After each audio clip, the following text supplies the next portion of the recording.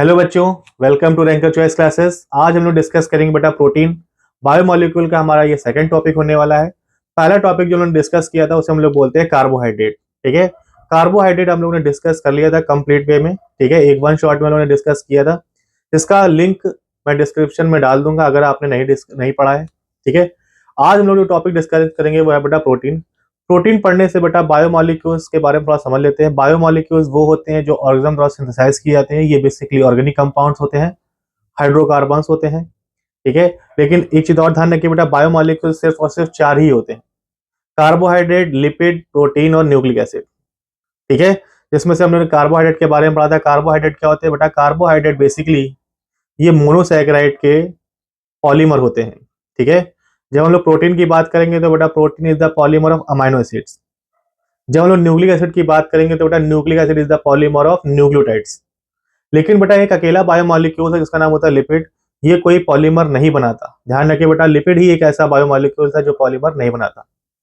Sir जी, आपने बताया था कि हम लोग को सिलेबस में वाइटामिन भी डिस्कस करने हैं, एंजाइम्स भी डिस्कस करने हैं, तो ये क्या होते हैं? ध्यान रखिए बेटा, बायोमोलिक्यूल सिर्फ और सिर्फ चार ही होते हैं। जब हम लोग वाइटामिन की बात करेंगे, ठीक है, एंजाइम्स की बात करेंगे, हार्मोन्स की बात करेंगे, तो ये बेटा बायोमोलिक्यूल्स के डेरिवेटिव होते हैं। क्या होते हैं बेटा? बायोमोलिक्यूल्स के डेरिवेटिव। जैसे विटामिन आप पढ़ोगे तो विटामिन बेसिकली दो तरह के होते हैं: fat soluble vitamin and water soluble vitamin.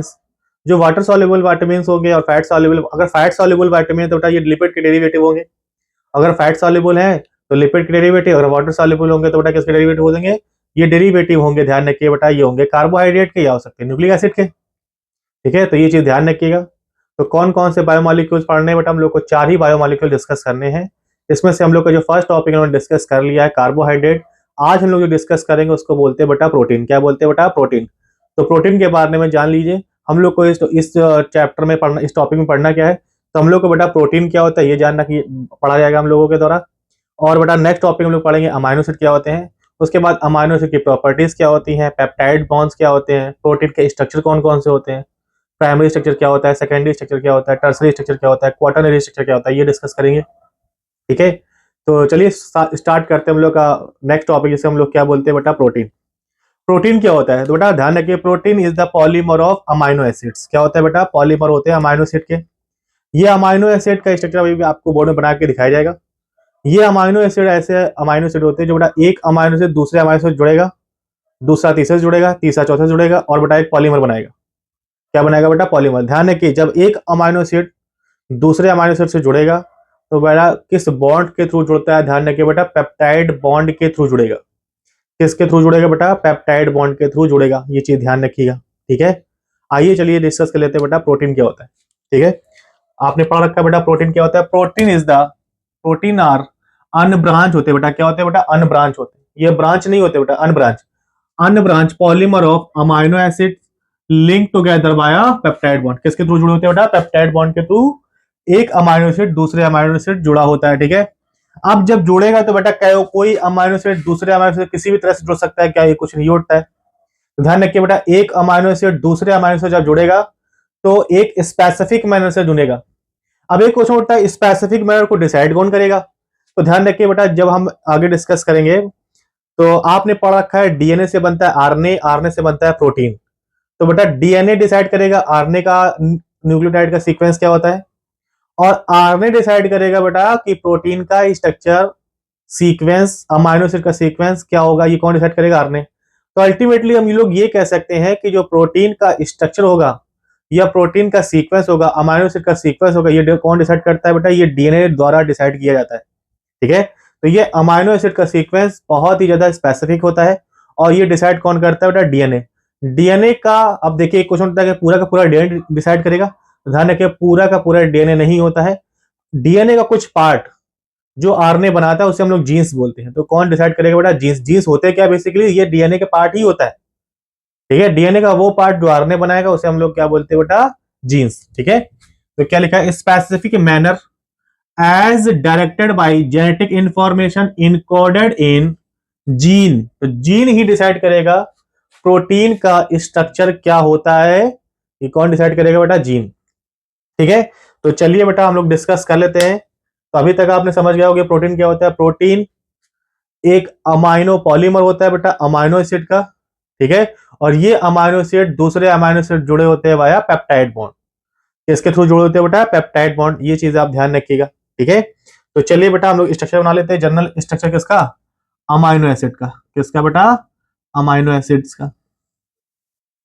अगर आपसे कोई पूछे अमाइनो एसिड क्या होते हैं तो आप बोल सकते हो बेटा amino acid is the precursor of protein. क्या होते हैं बेटा? Precursor of protein. ये प्रोटीन की सिंथेसिस में पार्टिसिपेट करते हैं, ठीक है।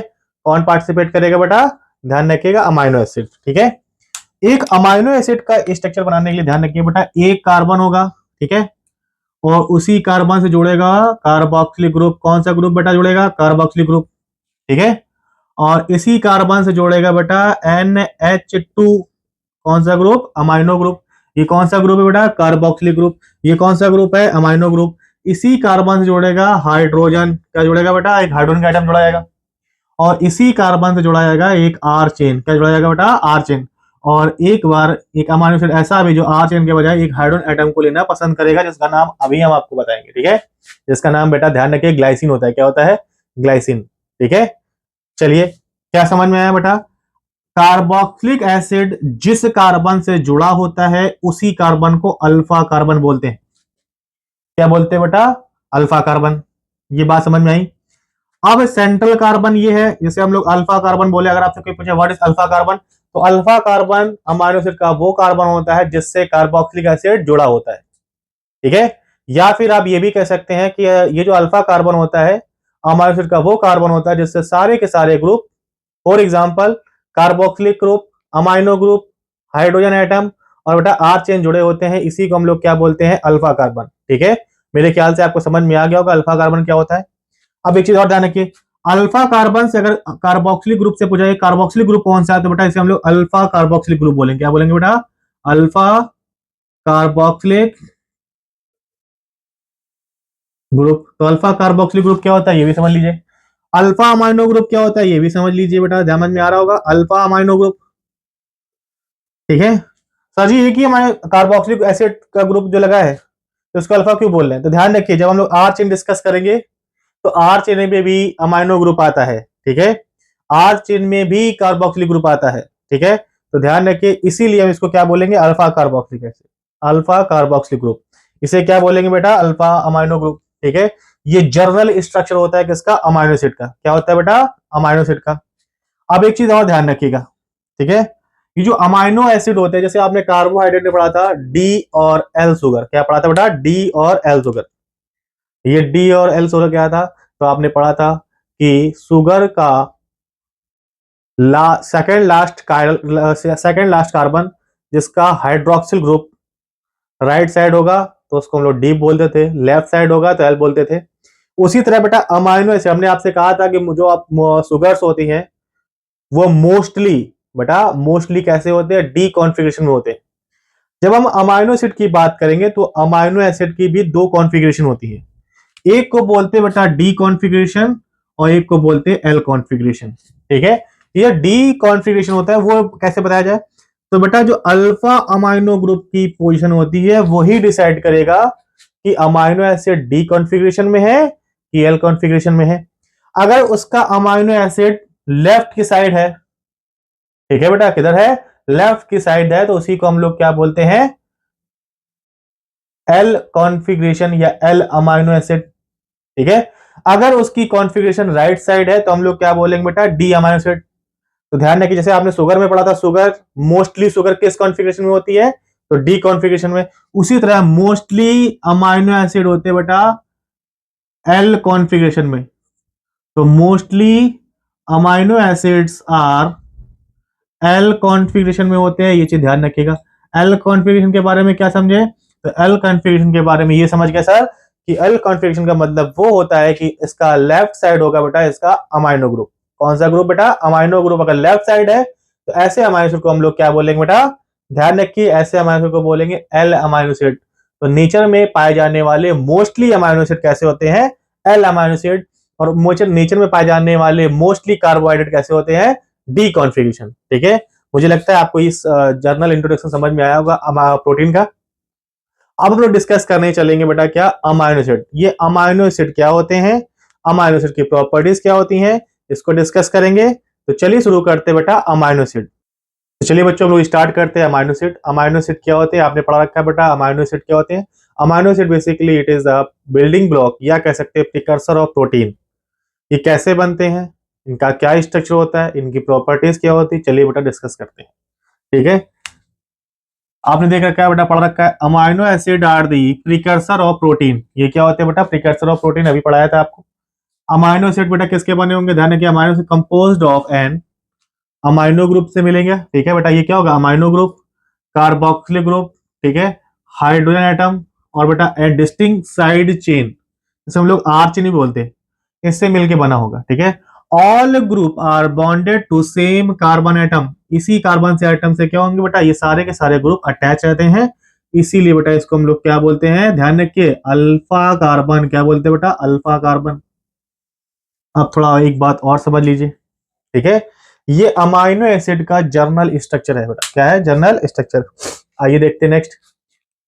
जो बॉडी पीएच की बात होगी बेटा, बॉडी पीएच देखिए, जर्नल स्ट्रक्चर आप जब बनाओगे तो बेटा ये होगा इसका क्या, कार्बन, अल्फा कार्बन, बेटा ये होगा COOH ग्रुप, और बेटा ये होगा NH3 पॉजिटिव, और ये होगा H, और ये होगा बेटा R चेन। ठीक है, यहाँ पे हम लोग क्या लगाते हैं, H नहीं लगा, पॉजिटिव चार्ज ना लगा के यहाँ पे सिर्फ आप ऐसे लिख देते हैं।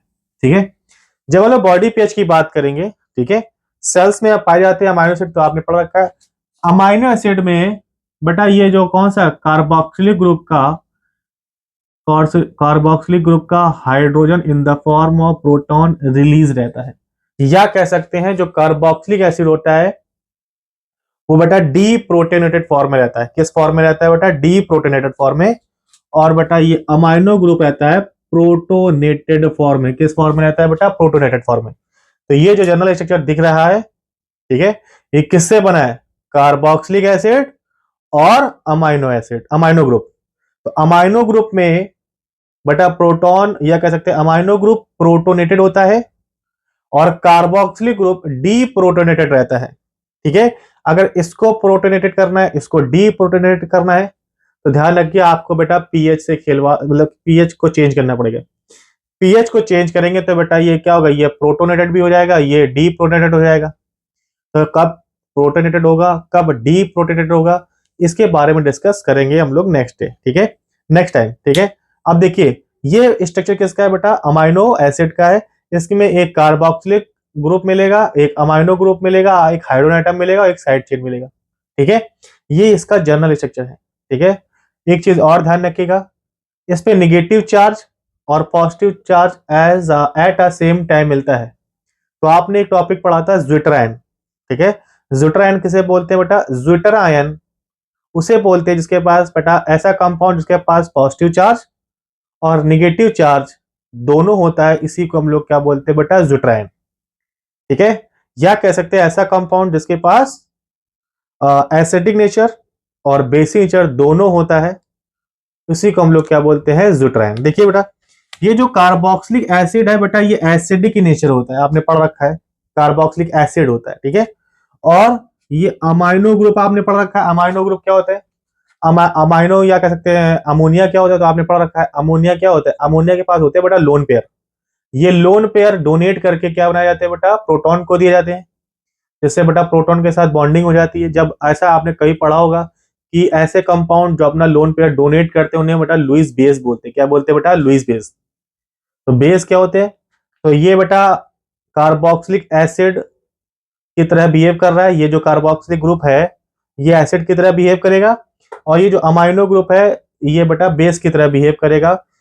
ठीक है, अमाइनो एसिड के पास दोनों कैरेक्टर होते हैं, या कह सकते हैं अमाइनो एसिड के पास पॉजिटिव चार्ज भी है, नेगेटिव चार्ज भी है, इसलिए बेटा एक अमाइनो एसिड के पास दोनों कैरेक्टर होते हैं, इसीलिए उसको ज्विटर आयन भी कहते हैं। ठीक है, तो चलिए बच्चों अब हम लोग स्टार्ट करेंगे प्रॉपर्टीज ऑफ अमाइनो एसिड। ये अमाइनो एसिड की क्या क्या प्रॉपर्टीज होती है इसके बारे में डिस्कस करने चलते हैं। तो चलिए स्टार्ट करते हैं। तो चलिए बच्चों हम लोग स्टार्ट करते हैं प्रॉपर्टीज ऑफ अमाइनो एसिड। ये प्रॉपर्टीज ऑफ अमाइनो एसिड क्या होती हैं, ठीक है, इसको डिस्कस करते हैं। तो चलिए स्टार्ट करते हैं बेटा प्रॉपर्टीज ऑफ अमाइनो एसिड। तो जैसा कि आपको पता है बेटा, ये स्ट्रक्चर जर्नल स्ट्रक्चर किसका होता है बेटा, ये जर्नल स्ट्रक्चर होता है अमाइनो एसिड का। किसका होता है बेटा, अमाइनो एसिड का। ऊपर होता है बेटा कौन, हाइड्रोजन, और नीचे होती है बेटा आर चेन। ठीक है, ये जर्नल स्ट्रक्चर किसका है, अमाइनो एसिड का है, ये चीज ध्यान रखिए। ठीक है, चलिए देखिए, amino acids are colourless crystalline solid होते हैं, पहला पॉइंट। ये कैसे होता है, ये कैसे होते हैं, ये कलरलेस होते हैं, क्रिस्टलाइन सॉलिड होते हैं, ये इसका पहला पॉइंट, ये चीज ध्यान रखिए। दूसरा पॉइंट क्या लिखा, all amino acid have high melting point greater than 200 degree Celsius. ठीक है, इसका जो मेल्टिंग पॉइंट जो होता है बेटा ध्यान रखिए कितना होता है, 200 डिग्री से ज्यादा। ठीक है, क्यों होता है, क्योंकि इसके पास क्या होती है बेटा, आर चेन।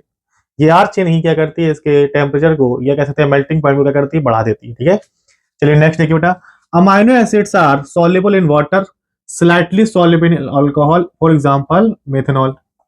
आपने पढ़ रखा है बेटा, ये अमाइनो एसिड होते हैं, ये हाइड्रोजन बॉन्डिंग कर सकते हैं, ये हाइड्रोजन बॉन्डिंग करते हैं, इसलिए बेटा ये वाटर में क्या हो जाते हैं, सॉल्युबल हो जाते हैं।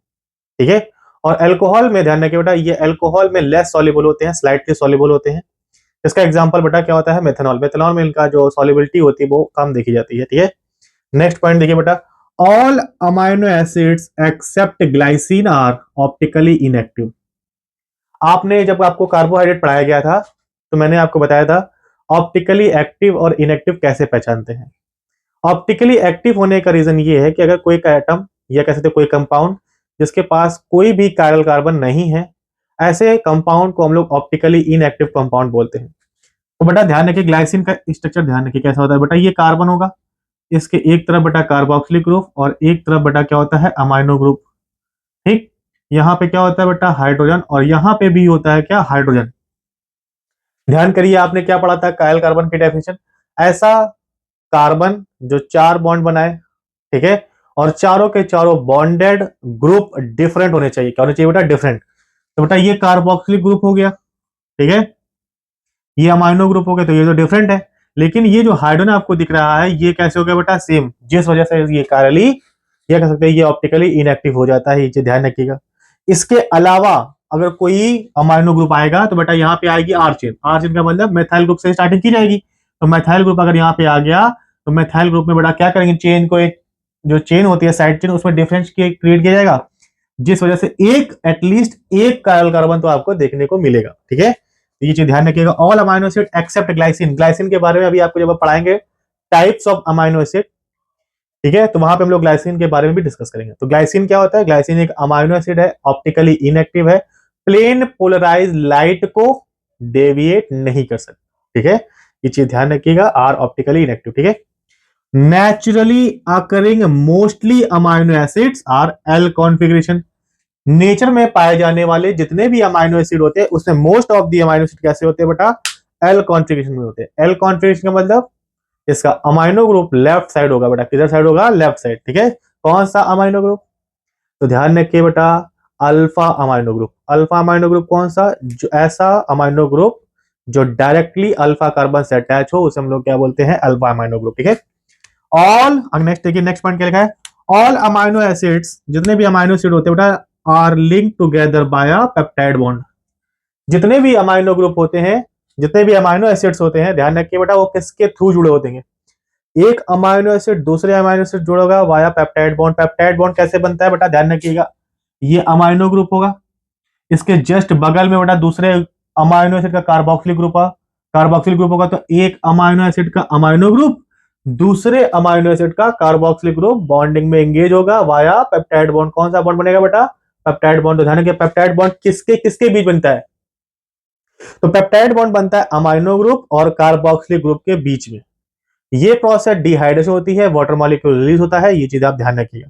ठीक है, आगे देखिए बेटा, नेक्स्ट पॉइंट क्या लिखा है, अमाइनो एसिड एक्ट एज ज्यूट्राइन। आपने अभी बताया था आपको ज्यूट्राइन क्या होता है, ज्यूट्राइन ऐसा मॉलिक्यूल होता है जिसके पास बेटा डिफरेंट फंक्शन ग्रुप होंगे, और डिफरेंट फंक्शन ग्रुप के साथ साथ उनके पास पॉजिटिव चार्ज और बेटा निगेटिव चार्ज दोनों चार्ज होते हैं। ऐसे कंपाउंड को हम लोग क्या बोलते हैं बेटा, ज्यूट्राइन।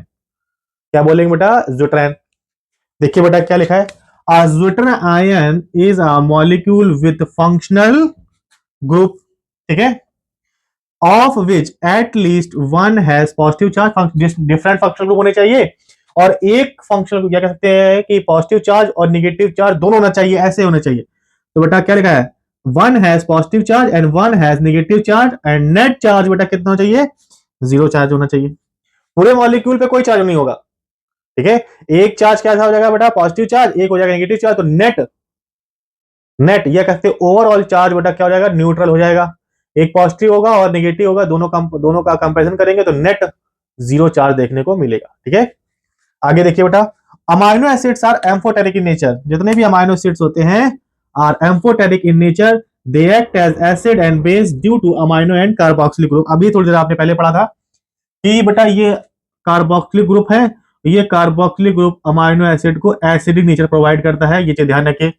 और ये जो अमाइनो ग्रुप होता है बेटा, ये अमाइनो एसिड को बेसिक नेचर प्रोवाइड करता है, ये चीज ध्यान रखिए बेटा। ये एसिड कार्बोक्सिलिक एसिड का एसिड है, कार्बोक्सिलिक ग्रुप कौन सा एसिड होगा, जैसे एसिडिक एसिड में आपने फॉर्मूला पढ़ा था CH3COOH, ये कैसा एसिड है, कार्बोक्सिलिक एसिड है, एसिड नेचर होगा। और ये आपने पढ़ा था अमोनिया के बारे में, अमोनिया और एमाइंस, इनके पास क्या होता है बेटा, बेसिक नेचर होता है। क्या होगा बेसिक नेचर में, इनके पास होंगे लोन पेयर, ये लोन पेयर जिस पर अटैक करेगा तो बेटा ऐसे कंपाउंड जो अपना लोन पेयर डोनेट कर देते हैं, उसे हम लोग लुईस बेस बोलते हैं, ये चीज ध्यान रखिएगा। तो इनके पास एसिडिक नेचर भी होता है, बेसिक नेचर भी होता है, तो ओवरऑल एम्फोटेरिक इन नेचर होते हैं। बेटा ये रही हम लोग की प्रॉपर्टीज ऑफ अमाइनो एसिड। मुझे लगता है आपको ये समझ में आ गया होगा। तो चलिए बच्चों, अब हम लोग डिस्कस करेंगे नेक्स्ट टॉपिक, जिसे हम लोग बोलते हैं टाइप्स ऑफ अमाइनो एसिड। क्या पढ़ेंगे बेटा, टाइप्स ऑफ अमाइनो एसिड। तो चलिए शुरू करते हैं टाइप्स ऑफ अमाइनो एसिड। तो चलिए बच्चों, हम लोग स्टार्ट करते हैं टाइप्स ऑफ अमाइनो एसिड्स। जैसा कि आपको पता है बेटा, types of amino acid discuss करने के लिए जो मैंने आपको 20 तरह के अमाइनो एसिड लिखे हैं, ये सिर्फ और सिर्फ 20 तरह के अमाइनो एसिड ही नहीं है, ठीक है। जब हम लोग बात करेंगे अमाइनो एसिड की, तो बेटा इसका क्लासिफिकेशन किया गया है। जैसे अमाइनो एसिड की बात करेंगे तो पहला एक होता है स्टैंडर्ड अमाइनो एसिड, फिर होता है नॉन स्टैंडर्ड अमाइनो एसिड, एक होता है इसेंशियल अमाइनो एसिड, फिर होता है नॉन इसेंशियल अमाइनो एसिड, फिर एक होता है सेमी इसेंशियल अमाइनो एसिड। तो हम लोग क्या डिस्कस किया जाए, ये स्टैंडर्ड क्या होते हैं, नॉन स्टैंडर्ड क्या होते हैं, इसेंशियल क्या होते हैं, नॉन इसेंशियल क्या होते हैं, सेमी इसेंशियल क्या होते हैं, इन अमाइनोस के बारे में हम लोग को पढ़ना है। हालांकि एक चीज ध्यान रखिएगा, अगर आप यूपी बोर्ड में हैं तो यूपी बोर्ड में बेटा ये क्वेश्चन बहुत ही कम पूछे जाते हैं, आपसे गिने चुने क्वेश्चन पूछे जाएंगे। जैसे एक क्वेश्चन आपसे पूछेंगे कि right the properties of amino acid, एक क्वेश्चन पूछ सकते हैं। दूसरा क्वेश्चन आपसे जो पूछा जाता है वो होता है कि what is protein, right the types of protein. और एक क्वेश्चन पूछा जाता है बेटा पेप्टाइड बॉन्ड, ठीक है। ये गिने चुने क्वेश्चन पूछे जाते हैं, हालांकि हमको पढ़ना है तो हम आपको पढ़ा रहे हैं, ठीक है। लेकिन ध्यान रखिए बेटा, ये क्वेश्चन आपसे डिस्कस किए नहीं जाएंगे, ठीक है। लेकिन हाँ, अगर आप कोई कंपटीशन की तैयारी कर रहे हैं तो कंपटीशन की जब तैयारी करेंगे तो यहाँ से क्वेश्चन आपसे पूछे जा सकते हैं, ठीक है। तो एक चीज ध्यान रखिए बेटा, ये जो आपको बोर्ड पे जो लिखे हुए अमाइनो एसिड है बेटा, ये स्टैंडर्ड अमाइनो एसिड है। कितने क्या है बेटा, स्टैंडर्ड अमाइनो एसिड। ध्यान रखिए बेटा, अमाइनो एसिड का क्लासिफिकेशन किया जाता है ना, तो बेटा ध्यान रखिए, एक होता है स्टैंडर्ड, स्टैंडर्ड अमाइनो एसिड जिसमें कितने आते हैं बेटा 20। फिर एक होता है बेटा non standard, non standard amino acid, इसका नंबर नहीं है, लेकिन आप एक चीज ध्यान रखिए, एक को बोलते हैं बेटा पायरोलाइसिन, पायरोलाइसिन, और एक होता है बेटा सेलेनोसिस्टीन। ये दो बेसिकली हम लोग एग्जांपल पढ़ते हैं, ठीक है, सेलेनोसिस्टीन। जब हम लोग बात करेंगे इसेंशियल की, तो इसेंशियल बेटा ये होते हैं आपके इसेंशियल अमाइनो एसिड, ये होते हैं आपके 10 अमाइनो एसिड, ठीक है। और जब हम लोग बात करेंगे नॉन इसेंशियल अमाइनो एसिड की, तो ये भी बेटा कितने होते हैं 10। जब लोग बात करेंगे सेमी इसेंशियल की, सेमी इसेंशियल की, इसेंशियल अमाइनो एसिड की, तो बेटा ये जो होते हैं ध्यान रखिए बेटा, हम लोग दो डिस्कस करते हैं, ठीक है। एक को बोलते एच और एक को बोलते आर, ए, एक को होता है हिस्टिडीन और एक होता है बेटा आर्जिनिन, ठीक है।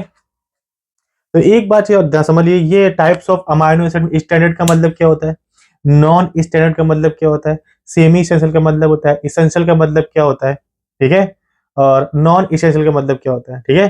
तो चलिए एक बार थोड़ा समझ लेते हैं। स्टैंडर्ड अमाइनो एसिड वो होते हैं, ठीक है, जो बेटा आम रास्ता अपनाते हैं, या कह सकते हैं जर्नल वे में पॉलीपेप्टाइड चेन में जोड़े जाते हैं, ठीक है। जिस तरह सभी अमाइनो एसिड जुड़ते हैं, उसी तरह अगर पॉलीपेप्टाइड चेन में जुड़ते हैं, कोई यूनिक रास्ता नहीं अपनाते, उन्हें को बोलते हैं स्टैंडर्ड अमाइनो एसिड, इनका नंबर 20 होता है, ठीक है। नॉन स्टैंडर्ड अमाइनो एसिड, वो स्टैंडर्ड अमाइनो एसिड थोड़े डिफरेंट होते हैं, क्यों डिफरेंट होते हैं कि बेटा जो जर्नल अमाइनो एसिड जो तरीका अपनाते हैं पॉलीपेप्टाइड चेन में जुड़ने का, ये वो अब रास्ता अपनाते नहीं है, ठीक है। ये किसी और का टीआरएनए यूज कर सकते हैं, अपना टीआरएनए यूज नहीं करते। क्या होता है टीआरएनए बेटा, ये हम लोग डिस्कस करेंगे बायो में। जब हम लोग bio molecular basis of inheritance discuss करेंगे, ट्रांसलेशन डिस्कस करेंगे, तो वहां पे डिस्कस करेंगे। आसान भाषा में ये समझ लीजिए कि वो अमाइनो एसिड जो पॉलीपेप्टाइड चेन में जुड़ने के लिए यूनिक रास्ता अपनाते हैं, उन्हें हम लोग बोलते हैं non standard amino acid. Essential amino, इसमें ध्यान रखिए दो होते हैं, एक को बोलते हैं पायरोलाइसिन, एक को बोलते हैं selenocysteine. Pyrrolysine is the derivative of lysine and selenocysteine is the derivative of serine, not cysteine. ये बेटा सिस्टीन लिखा है, और देखिए बेटा यहाँ पे भी सिस्टीन लिखा हुआ है, ये सिस्टीन है, ये भी सिस्टीन है। देखिए ध्यान रखिए, अगर आपसे पूछे कि selenocysteine is the derivative of, एक ऑप्शन में रखेगा सिस्टीन, एक में रखेगा सेरीन, तो ध्यान रखिएगा ये सेरीन का डेरिवेटिव है, सिस्टीन का नहीं है, ठीक है। तो देखिए अब आते हैं नेक्स्ट, इसेंशियल अमाइनो एसिड किसे बोलते हैं? इसेंशियल अमाइनो एसिड उसे बोलते हैं जो हमारी बॉडी के लिए जरूरी है, एनिमल बॉडी के लिए जरूरी है, लेकिन एनिमल बॉडी उसका सिंथेसाइज नहीं कर सकती। अर्थात हम लोग ये कह सकते हैं कि वो अमाइनो एसिड जिसको हमारे लिए जरूरी है लेकिन हम सिंथेसाइज नहीं कर सकते, या कह सकते हैं दूसरे पर निर्भर रहते हैं, उतनी अमाइनो एसिड को हम लोग बोलते हैं इसेंशियल अमाइनो एसिड। नेक्स्ट बेटा क्या है? Non essential amino acid. Non essential amino acid का मतलब होता है जो हमारे लिए जरूरी है और हम सिंथेसाइज कर लेते हैं, उन्हें हम लोग क्या बोलते हैं बेटा? Non essential amino acid. और एक आता है बेटा semi essential amino acid. Semi essential amino acid वो अमाइनो एसिड होते हैं बेटा, ऐसे अमाइनो एसिड जिनके सिंथेसिस हम लोग स्टार्टिंग एज में नहीं कर सकते, या कह सकते हैं जब हम लोग बॉर्न होते हैं तब हम लोग इनकी सिंथेसाइज नहीं कर सकते, लेकिन एडल्ट स्टेज में हम लोग इनकी सिंथेसिस कर लेते हैं। इन्हीं को बोलते हैं सेमी इसेंशियल अमाइनो एसिड, जिसका नंबर बेटा 2 होता है, एक होता है हिस्टिडीन और एक होता है आर्जिनिन, ठीक है। मुझे लगता है ये आपको टाइप्स ऑफ अमाइनो एसिड समझ में आ गए होंगे। अब हम लोग बात करते हैं स्टैंडर्ड अमाइनो एसिड की। ये स्टैंडर्ड अमाइनो एसिड बेसिकली 5 प्रकार के होते हैं, 5 टाइप्स के होते हैं। टोटल अमाइनो एसिड 20 होते हैं, लेकिन इसको भी कैटेगराइज कर दिया गया है 5 टाइप्स में, ठीक है। चलिए बेटा पहला अमाइनो एसिड कौन सा? देखिए एक अमाइनो एसिड होता है ग्लाइसिन, जिसको अभी थोड़ी देर पहले डिस्कस किया था, ये ऑप्टिकली इनएक्टिव होता है। ग्लाइसिन को रिप्रेजेंट किया जाता है बेटा जी से। एलानिन, एलानिन को रिप्रेजेंट किया जाता है ए से। वैलिन को रिप्रेजेंट किया जाता है वी से। ल्यूसिन को एल से। आइसोल्यूसिन को आई से। प्रोलीन को पी से और मिथ्योनिन को एम से, ठीक है। एक चीज ध्यान है कि जो मैं आपको यूनिक है उनके बारे में थोड़ा प्रॉपर्टी बता दूं। ग्लाइसिन ऑप्टिकली इनएक्टिव है, ठीक है। सबसे स्मॉल, देखिए स्मॉलेस्ट अमाइनो एसिड जो ऑप्टिकली इनएक्टिव है वो ग्लाइसिन है। स्मॉलेस्ट अमाइनो एसिड जो ऑप्टिकली एक्टिव है वो है बेटा एलानिन, ठीक है। प्रोलीन के पास जो अमाइनो ग्रुप होता है वो इंटरनल साइक्लिक स्ट्रक्चर बना लेता है, इसीलिए बेटा इसको बोलते हैं इमीनो एसिड। क्या बोलते हैं बेटा? इमीनो एसिड, ठीक है। ये चीज ध्यान रखिएगा, ठीक है। मिथ्योनिन बेटा क्या है? मिथ्योनिन। फिनाइल एलानिन, पहला क्या था? एलिफेटिक, जिसके पास आर चेन होगी, ठीक है।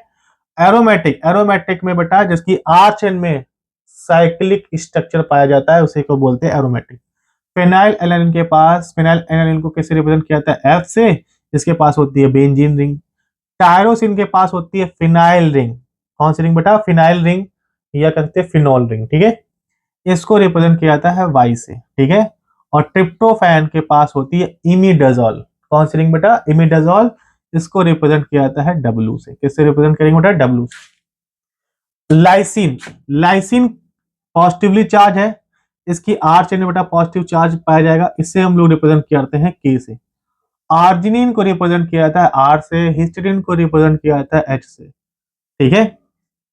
एस्पार्टेट, ठीक है। एस्पार्टेट के पास कार्बोक्सिलिक ग्रुप होता है आर चेन में, तो एस्पार्टेट को हम लोग नेगेटिव चार्ज बोलते हैं। एस्पार्टेट को रिप्रेजेंट करते हैं डी से।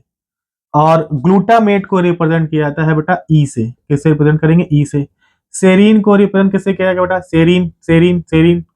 सेरीन को रिप्रेजेंट किया जाता है बेटा एस से। किससे रिप्रेजेंट किया जाएगा? एस से। और थियोनिन को रिप्रेजेंट किया जाता है टी से। ग्लूटामिन को रिप्रेजेंट किया जाता है बेटा क्यू से। एस्पराजिन को रिप्रेजेंट किया जाता है एन से। और सिस्टीन को रिप्रेजेंट किया जाता है सी से। ये बेटा कितने अमाइनो एसिड है बेटा? ये 20 अमाइनो एसिड है, ठीक है। तो ये बेटा ध्यान रखिए, अगर आप यूपी बोर्ड में है तो इससे पेपर में क्वेश्चन नहीं आता, ठीक है।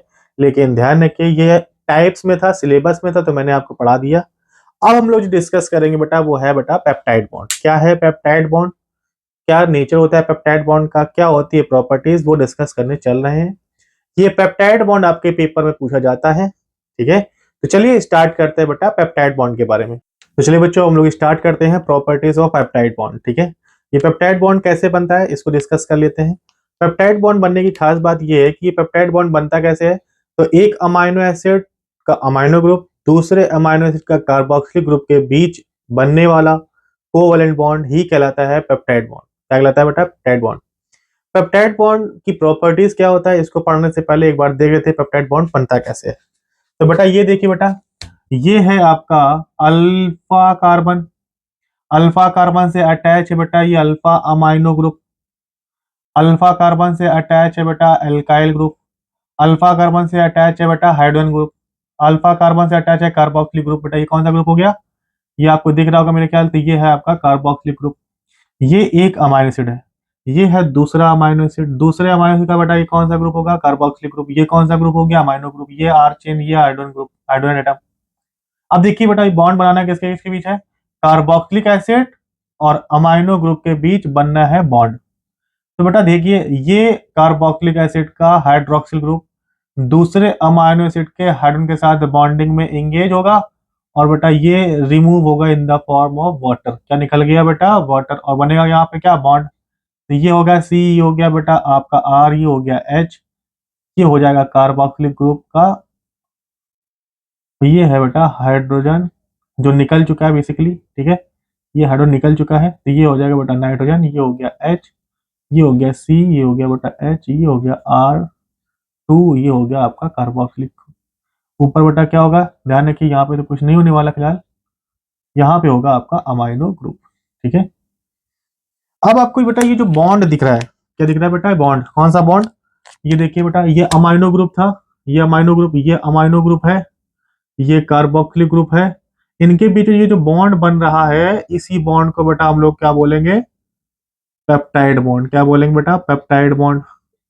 कैसे बना है पेप्टाइड बॉन्ड, एक अमाइनो एसिड का कार्बोक्सिलिक ग्रुप दूसरे अमाइनो एसिड के अमाइनो ग्रुप के साथ जब बॉन्डिंग में एंगेज होता है, वाटर मॉलिक्यूल बेटा बाहर निकलता है और बॉन्ड जो बनता है इसे क्या बोलते हैं, पेप्टाइड बॉन्ड। क्या बोलेंगे बेटा, पेप्टाइड बॉन्ड, ठीक है। तो चलिए बेटा इसकी प्रॉपर्टीज के बारे में डिस्कस कर लेते हैं। In protein amino acid are covalently link together by a type of amide bond, जिसे हम लोग क्या बोलते हैं बेटा, पेप्टाइड बॉन्ड, ठीक है। समझ में आ गया पेप्टाइड बॉन्ड कैसे बनेगा। आइए next properties of peptide bond की तरफ चलते हैं। तो देखिए बेटा peptide bond is covalent bond that form between alpha amino group, ठीक है, और बेटा अल्फा कार्बोक्सिलिक ग्रुप के बीच जो बॉन्ड बनता है उसी को बेटा हम लोग क्या बोलते हैं, पेप्टाइड बॉन्ड, ठीक है। फिर लिखा है formation of peptide bond is dehydration process. आपने पढ़ा क्या बेटा, वाटर मॉलिक्यूल बाहर निकला था, इसीलिए इसको बेटा क्या बोलते हैं, डीहाइड्रेशन प्रोसेस बोलते हैं। Peptide bond has partial double bond character. अब इस पॉइंट को जरा समझते हैं। देखिए बेटा ये है अल्फा कार्बन और ये है आपका कार्बोक्सिल ग्रुप, इसके बीच की जो बॉन्ड लेंथ होती है वो होती है बेटा 1.52 एंगस्ट्रॉम, ठीक है। और इसके बीच में ये जो दूसरे अमाइनो ग्रुप का जो अल्फा कार्बन है उससे और अमाइनो ग्रुप की जो बॉन्ड लेंथ होती है बेटा ये होती है 1.45 एंगस्ट्रॉम, ठीक है। ये इसका नियरली सिंगल बॉन्ड का जो बॉन्ड लेंथ है उसको बताता है। लेकिन जब बॉन्ड बनता है किसमें बेटा, पेप्टाइड बॉन्ड जब बनता है तो ना उसका कैरेक्टर 1.5 या कह सकते उसकी जो बॉन्ड लेंथ है ना 1.52 आती है ना 1.45, इसकी जो बॉन्ड लेंथ होती है बेटा इन दोनों के बीच में लाई करेगी, ठीक है। तो इसकी जो बॉन्ड लेंथ होती है वो होती है बेटा 1.33 एंगस्ट्रॉम, नियरली इतनी देखी जाती है, ठीक है। तो ये कैरेक्टर ये बताता है कि इसकी जो ना ये सिंगल बॉन्ड में आता है ना ये डबल बॉन्ड में आता है, तो इसके पास जो कैरेक्टर होता है इसी को हम लोग बोलते हैं पार्शियल डबल बॉन्ड कैरेक्टर। क्या बोलते हैं बेटा, पार्शियल डबल बॉन्ड कैरेक्टर, ये चीज ध्यान रखिएगा, ठीक है। नेक्स्ट पॉइंट देखिए क्या लिखा है, पेप्टाइड बॉन्ड इज प्लेनर होता है। कैसा होता है बेटा, प्लेनर होता है, ठीक है। नेक्स्ट देखिए बेटा virtually all peptide bond are trans configuration में होते हैं। जितने भी पेप्टाइड बॉन्ड, डबल बॉन्ड हो गया, पार्शियल डबल बॉन्ड कैरेक्टर आएगा, तो पार्शियल डबल बॉन्ड कैरेक्टर ये बताता है कि या तो ये सिस कॉन्फ़िगरेशन में होगा या तो ट्रांस कॉन्फ़िगरेशन में होगा। ध्यान रखिए, तो नियरली ऑल पेप्टाइड बॉन्ड, जितने भी अमाइनो एसिड होते हैं, वो कौन सा बॉन्ड बनाएंगे बेटा? पार्शियल डबल बॉन्ड बनाएंगे, और ट्रांस कॉन्फ़िगरेशन में ये पार्शियल डबल बॉन्ड देखने को मिलेगा। लेकिन ध्यान रखिए, एक एक्सेप्शन है, वो एक्सेप्शन होता है प्रोलीन। ये जो प्रोलीन होता है, प्रोलीन बेटा सिस कॉन्फ़िगरेशन में भी देखने को मिलता है। ध्यान रखिएगा, एक अकेला अमाइनो एसिड है जो बेटा सिस कॉन्फ़िगरेशन में भी देखा गया है। ठीक है, नेक्स्ट पॉइंट देखिए बेटा, क्या है? Peptide bond not act as acid और बेस। जैसा आपने पढ़ा रखा था, अमाइनो एसिड क्या होता है? एसिड और बेस दोनों की प्रॉपर्टी रखता है। लेकिन ये जो पेप्टाइड बॉन्ड है, ना ये एसिड में आता है ना बेस में आता है, तो ये एसिड और बेस दोनों की प्रॉपर्टीज नहीं रखता। और इसके पहले आपने पढ़ा था कि जो अमाइनो एसिड होते हैं उनके पास पॉजिटिव चार्ज और नेगेटिव चार्ज दोनों चार्ज कैरी करता है, ज्विटर आयन की तरह प्रॉपर्टी होती है। लेकिन ध्यान रखिए, पेप्टाइड बॉन्ड में ऐसा कोई कैरेक्टर नहीं होता। तो पेप्टाइड बॉन्ड इज अनचार्ज। कैसा होता है बेटा? अनचार्ज। ये ध्यान रखिए, फिर लिखा है बेटा, peptide bond is resistant to condition that is denature to protein. ठीक है, देखिए, जब हम लोग आगे डिस्कस करेंगे डी नेचर ऑफ प्रोटीन, तो प्रोटीन के स्ट्रक्चर में डैमेज आएगा। मतलब जब आप प्रोटीन पढ़ते हो तो उसमें प्राइमरी स्ट्रक्चर होता है, सेकेंडरी स्ट्रक्चर होता है, टर्सरी स्ट्रक्चर होता है, एंड क्वाटरनरी स्ट्रक्चर बनते हैं। अमाइनो एसिड को जोड़ने वाला होता है पेप्टाइड बॉन्ड, और जो प्राइमरी से सेकेंडरी, सेकेंडरी से टर्सरी जब बनता है, तो प्राइमरी सेकेंडरी टर्सरी बनने में बेटा हाइड्रोजन बॉन्डिंग होती है, हाइड्रोफोबिक होती है, लेकिन पेप्टाइड बॉन्डिंग नहीं होती। ये चीज ध्यान रखिए। तो पेप्टाइड बॉन्ड जो होता है वो रेजिस्टेंट होता है, किससे? डी नेचर से। मतलब डी नेचर करने वाली प्रोटीन से कैसा होता है बेटा? रेजिस्टेंट होता है। मुझे लगता होगा कि आपको ये समझ में आ गया है कि पेप्टाइड बॉन्ड क्या होता है, पेप्टाइड बॉन्ड की प्रॉपर्टीज क्या होता है। डबल बॉन्ड होता है, पार्शियल डबल बॉन्ड होता है, सिंगल बॉन्ड होता है। ठीक है, इसके बारे में मुझे लगता है आपको समझ में आ गया होगा। अब हम लोग डिस्कस करेंगे बेटा दो मेन टॉपिक। ठीक है, अगर आपने इसमें वाइवा में क्वेश्चन पूछे जाते हैं, ठीक है, कि आइसोइलेक्ट्रिक पॉइंट क्या होता है। ठीक है, क्या पूछा जाएगा बेटा? आइसोइलेक्ट्रिक पॉइंट क्या होता है, इसको डिस्कस करेंगे। ठीक है, तो चलिए शुरू करते हैं बेटा नेक्स्ट टॉपिक, आइसोइलेक्ट्रिक पॉइंट, और उसके बाद हम लोग डिस्कस करेंगे टाइप्स ऑफ प्रोटीन। ठीक है, इसमें हम लोग डिस्कस करेंगे प्राइमरी स्ट्रक्चर क्या होता है, सेकेंडरी स्ट्रक्चर क्या होता है, टर्सरी स्ट्रक्चर क्या होता है, क्वाटरनरी स्ट्रक्चर क्या होता है। ठीक है, तो चलिए स्टार्ट करते हैं हम लोग नेक्स्ट टॉपिक। चलिए बच्चों, हम लोग स्टार्ट करते हैं अब नेक्स्ट टॉपिक, जिसे हम लोग बोलते हैं acid base property of amino acid. ये acid base property of amino acid क्या होता है, इसको समझते हैं। आपने देखा होगा बेटा, जो हम लोग जर्नल स्टेशन में आते हैं किसका? अमाइनो एसिड का, तो आप देखते हो बेटा उसमें क्या होता है? Central carbon. ठीक है, जिसे हम लोग क्या बोलते हैं? Alpha carbon. इसके पास एक होता है बेटा कार्बोक्सिलिक ग्रुप, बेटा एक इसके पास होता है अमाइनो ग्रुप। ठीक है, और एक इसके पास होता है बेटा क्या? हाइड्रोजन, और एक होता है बेटा इसके पास आर्सेन। ये जर्नल स्ट्रक्चर किसका होता है? अमाइनो एसिड का। ये आपने पढ़ चुके हैं। ठीक है, लेकिन ध्यान रखिए बेटा, हम लोग बॉडी पीएच पे हम लोग ये देखते हैं कि ये बेटा रियल स्ट्रक्चर नहीं होता। हाँ जी, रियल स्ट्रक्चर क्या होता है? रियल स्ट्रक्चर में आप जब देखोगे तो बेटा ये होता है सी अल्फा कार्बन, जिसे हम लोग क्या बोलते हैं? इसे हम लोग बोलते हैं अल्फा कार्बन। ये होगा इसका कार्बोक्सिलिक ग्रुप, जो डी प्रोटोनेटेड होता है। कैसा होता है बेटा? D protonated. इसके साथ जो अमाइनो ग्रुप होता है, इस पे लगा होता है बेटा एक प्रोटॉन, तो इसे हम लोग बोलते हैं प्रोटोनेटेड। क्या बोलेंगे बेटा? प्रोटोनेटेड। चलिए आगे बढ़ेंगे, तो ये हो गया हाइड्रोजन, और बेटा ये हो जाएगा आर्सेन। जो इसका रियल स्ट्रक्चर देखने को मिलेगा वो बेटा कैसा होता है? ये वाला। और ये भी स्ट्रक्चर, मैं ये नहीं कह रहा बेटा ये स्ट्रक्चर गलत है, स्ट्रक्चर दोनों सही है, लेकिन बॉडी पीएच पे आपको अमाइनो एसिड का ये स्ट्रक्चर देखने को मिलता है, और नॉर्मली आपको ये स्ट्रक्चर आपको बनाने को आ सकता है, आप बना सकते हो। ठीक है, बॉडी पीएच बोले तो पीएच आपका 7 के अराउंड। ठीक है, 7.1 7.2 के अराउंड। ठीक है, ये जो कार्बोक्सिलिक एसिड होता है ये डी प्रोटोनेटेड होता है, और ये जो अमाइनो ग्रुप होता है ये होता है क्या बेटा? प्रोटोनेटेड। ठीक है, इसी के रिगार्डिंग जो हम लोग का आज का जो टॉपिक होगा उससे हम लोग क्या बोलते हैं बेटा? Acid base property of amino acid. Acid base property क्या होती है जरा समझते हैं। आपने पढ़ रखा है बेटा, इसके पास एक होता है कार्बोक्सिलिक ग्रुप, जिसे हम लोग एसिड बोलते हैं, एसिड कैरेक्टर लेकर रखता है। ठीक है, इसके पास अमाइनो ग्रुप होता है जिसके पास बेसिक कैरेक्टर होता है, इसीलिए इसको हम लोग क्या पढ़ेंगे? Acid base property of amino acid. ठीक है, जर्नली क्या देखने को मिलेगा बेटा? जर्नली आपको दोनों कैरेक्टर देखने को मिलेंगे।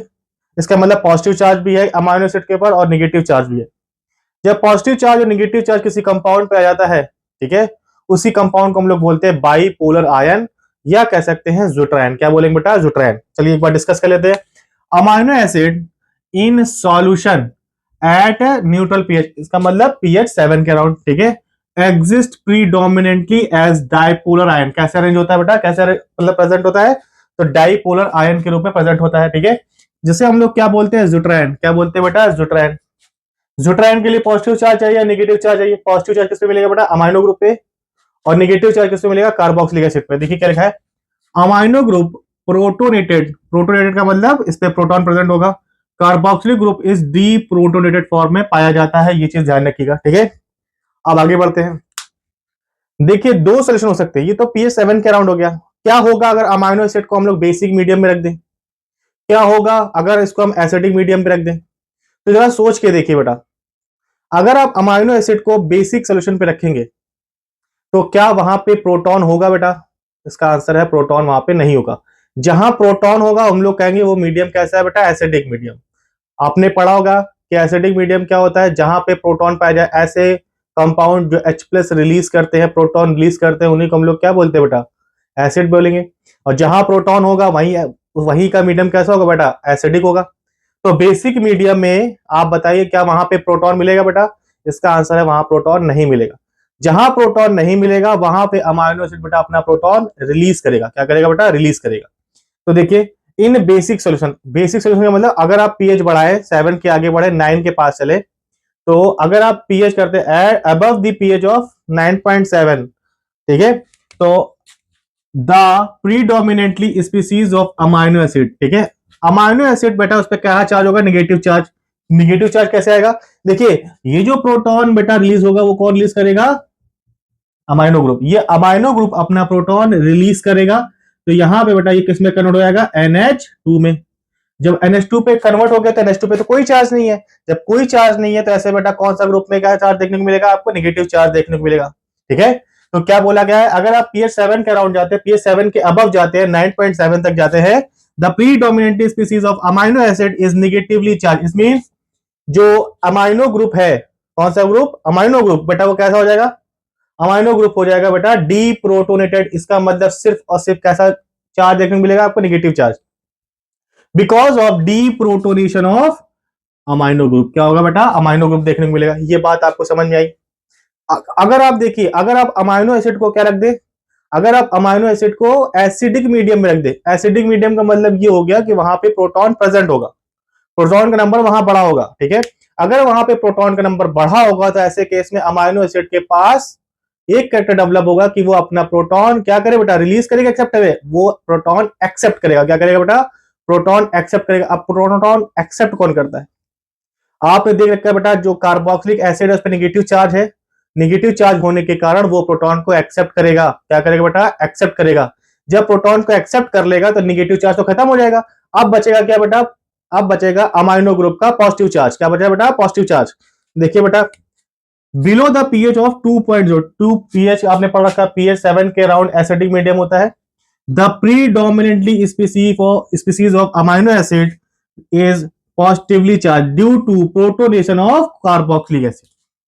क्या होगा बेटा, कार्बोक्सिलिक एसिड क्या कर लेगा, प्रोटॉन एक्सेप्ट करेगा, निगेटिवली चार्ज क्या हो जाएगा बेटा, बिल्कुल खत्म हो जाएगा। अब बचेगा सिर्फ और सिर्फ पॉजिटिव चार्ज, ठीक है। ये आपने क्या पढ़ा, एसिडिक या कह सकते हैं acid base property of amino acid, ठीक है।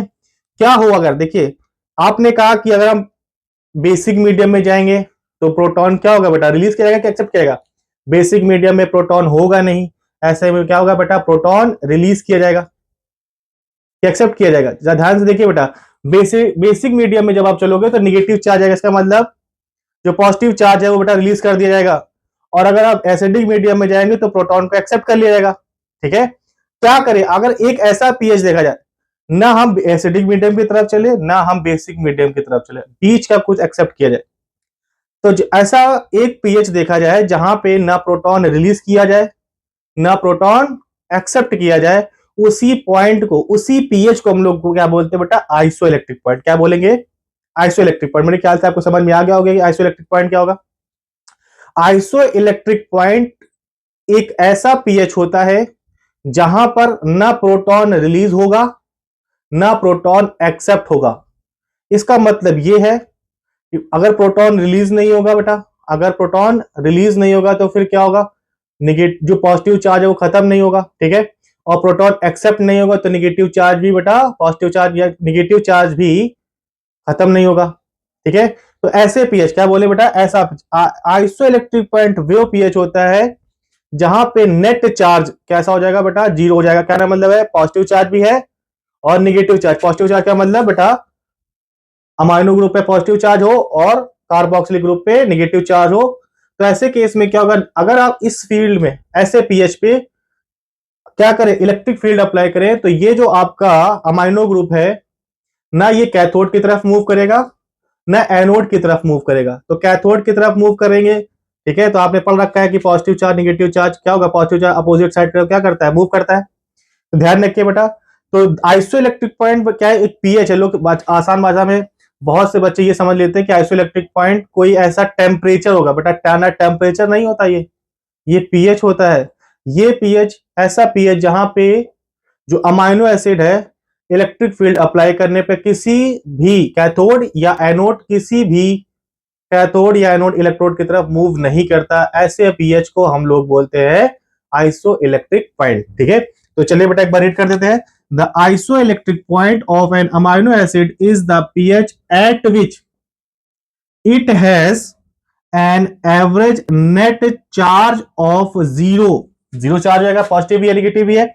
And therefore does not migrate in an electric field. इसी को बेटा हम लोग क्या बोलते हैं, isoelectric point. Isoelectric point कैसे निकालते हैं ये आपके सिलेबस में नहीं है, वरना मैं आपको जरूर बताता, ठीक है। जब हम लोग बेटा स्टार्टिंग से जब स्पेसिफिकली क्लासेस पढ़ेंगे, इस हम लोग रिवीजन बैच को नहीं पढ़ेंगे, तब हम वहां पे ये भी डिस्कस कर सकेंगे कि कैसे हम लोग पीआई वैल्यू निकालते हैं, या कह सकते हैं आइसो इलेक्ट्रिक पॉइंट की वैल्यू निकाला जाता है, ठीक है। तो मुझे लगता है कि आपको ये टॉपिक समझ में आया होगा, ठीक है। तो चलिए बच्चों, अब हम लोग स्टार्ट करेंगे हम लोग का नेक्स्ट टॉपिक, जिसे हम लोग बोलते हैं टाइप्स ऑफ प्रोटीन, ठीक है। तो चलिए बच्चों, हम लोग स्टार्ट करते हैं टाइप्स ऑफ प्रोटीन। जब हम लोग टाइप्स ऑफ प्रोटीन की बात करते हैं, तो हम लोग ये देखते हैं कि अमाइनो एसिड जो सीक्वेंस होता है वो अपने आप को किस स्ट्रक्चर में चेंज करता है। क्या वो प्राइमरी स्ट्रक्चर में चेंज होता है, या सेकेंडरी स्ट्रक्चर में चेंज होता है, या टर्सरी स्ट्रक्चर या क्वाटरनरी स्ट्रक्चर में गेन होता है। इसी को हम लोग बेसिकली टाइप्स ऑफ प्रोटीन में पढ़ते हैं, ठीक है। बेटा एक क्लासिफिकेशन और होता है, जब हम लोग प्रोटीन को हम लोग क्लासिफाई करते हैं on the basis of structure, या अगर प्रोटीन लीनियर है या बोलते हैं फाइबर के रूप में, फाइब्रस है, या स्ट्रक्चर उसका बेटा कैसा है, ग्लोबुलर है या स्फेरिकल स्ट्रक्चर है। दो तरह की प्रोटीन में हम लोग स्ट्रक्चर करते हैं। जैसे जब हम प्रोटीन का क्लासिफाई करते हैं ऑन द बेसिस ऑफ उसके स्ट्रक्चर के बिहाफ पे, तो हम लोग एक को बोलते हैं फाइब्रस प्रोटीन, जिसका एग्जांपल हम लोग कोलाजन पढ़ते हैं, केराटिन पढ़ते हैं, ठीक है। और दूसरा एग्जांपल हम लोग पढ़ते हैं बेटा ग्लोबुलर प्रोटीन। जैसे फॉर एग्जांपल आपने हीमोग्लोबिन पढ़ा होगा, तो हीम बेसिकली क्या होता है, it is a pigment complex. और इसमें जो प्रोटीन वर्ड होता है वो क्या होता है, ग्लोबुलर या ग्लोबुलिन। जो ग्लोबुलिन वर्ड है ये क्या है, प्रोटीन को रिप्रेजेंट कर रहा है। तो दो तरह के प्रोटीन हम लोग डिस्कस करेंगे जब हम लोग बायो टाइप डिस्कस करेंगे। अभी हम लोग को टॉपिक डिस्कस करना on the basis of chemistry. तो हम लोग ये डिसाइड करेंगे, ये डिस्कस करेंगे कि बेटा अमाइनो एसिड का सीक्वेंस क्या वो प्राइमरी स्ट्रक्चर को गेन करता है, सेकेंडरी स्ट्रक्चर को गेन करता है, टर्सरी स्ट्रक्चर को गेन करता है। उसी बिहार पे हम लोग टाइप्स ऑफ प्रोटीन को डिस्कस करेंगे। तो हम लोग टाइप्स ऑफ प्रोटीन की बात करें तो हम लोग चार तरह की प्रोटीन यहाँ पे डिस्कस करेंगे। एक को बोलते हैं प्राइमरी स्ट्रक्चर, प्रोटीन का प्राइमरी स्ट्रक्चर। दूसरे को बोलेंगे बेटा secondary structure, and then tertiary structure and quaternary structure, ये डिस्कस करेंगे। तो चलिए स्टार्ट करते हैं बेटा हम लोग टॉपिक, जैसे हम लोग क्या बोलते हैं, प्रोटीन का टाइप्स ऑफ प्रोटीन। तो प्रोटीन जैसा कि आपने पहले ही पढ़ चुके, प्रोटीन क्या होता है, protein is the polymer of amino acid.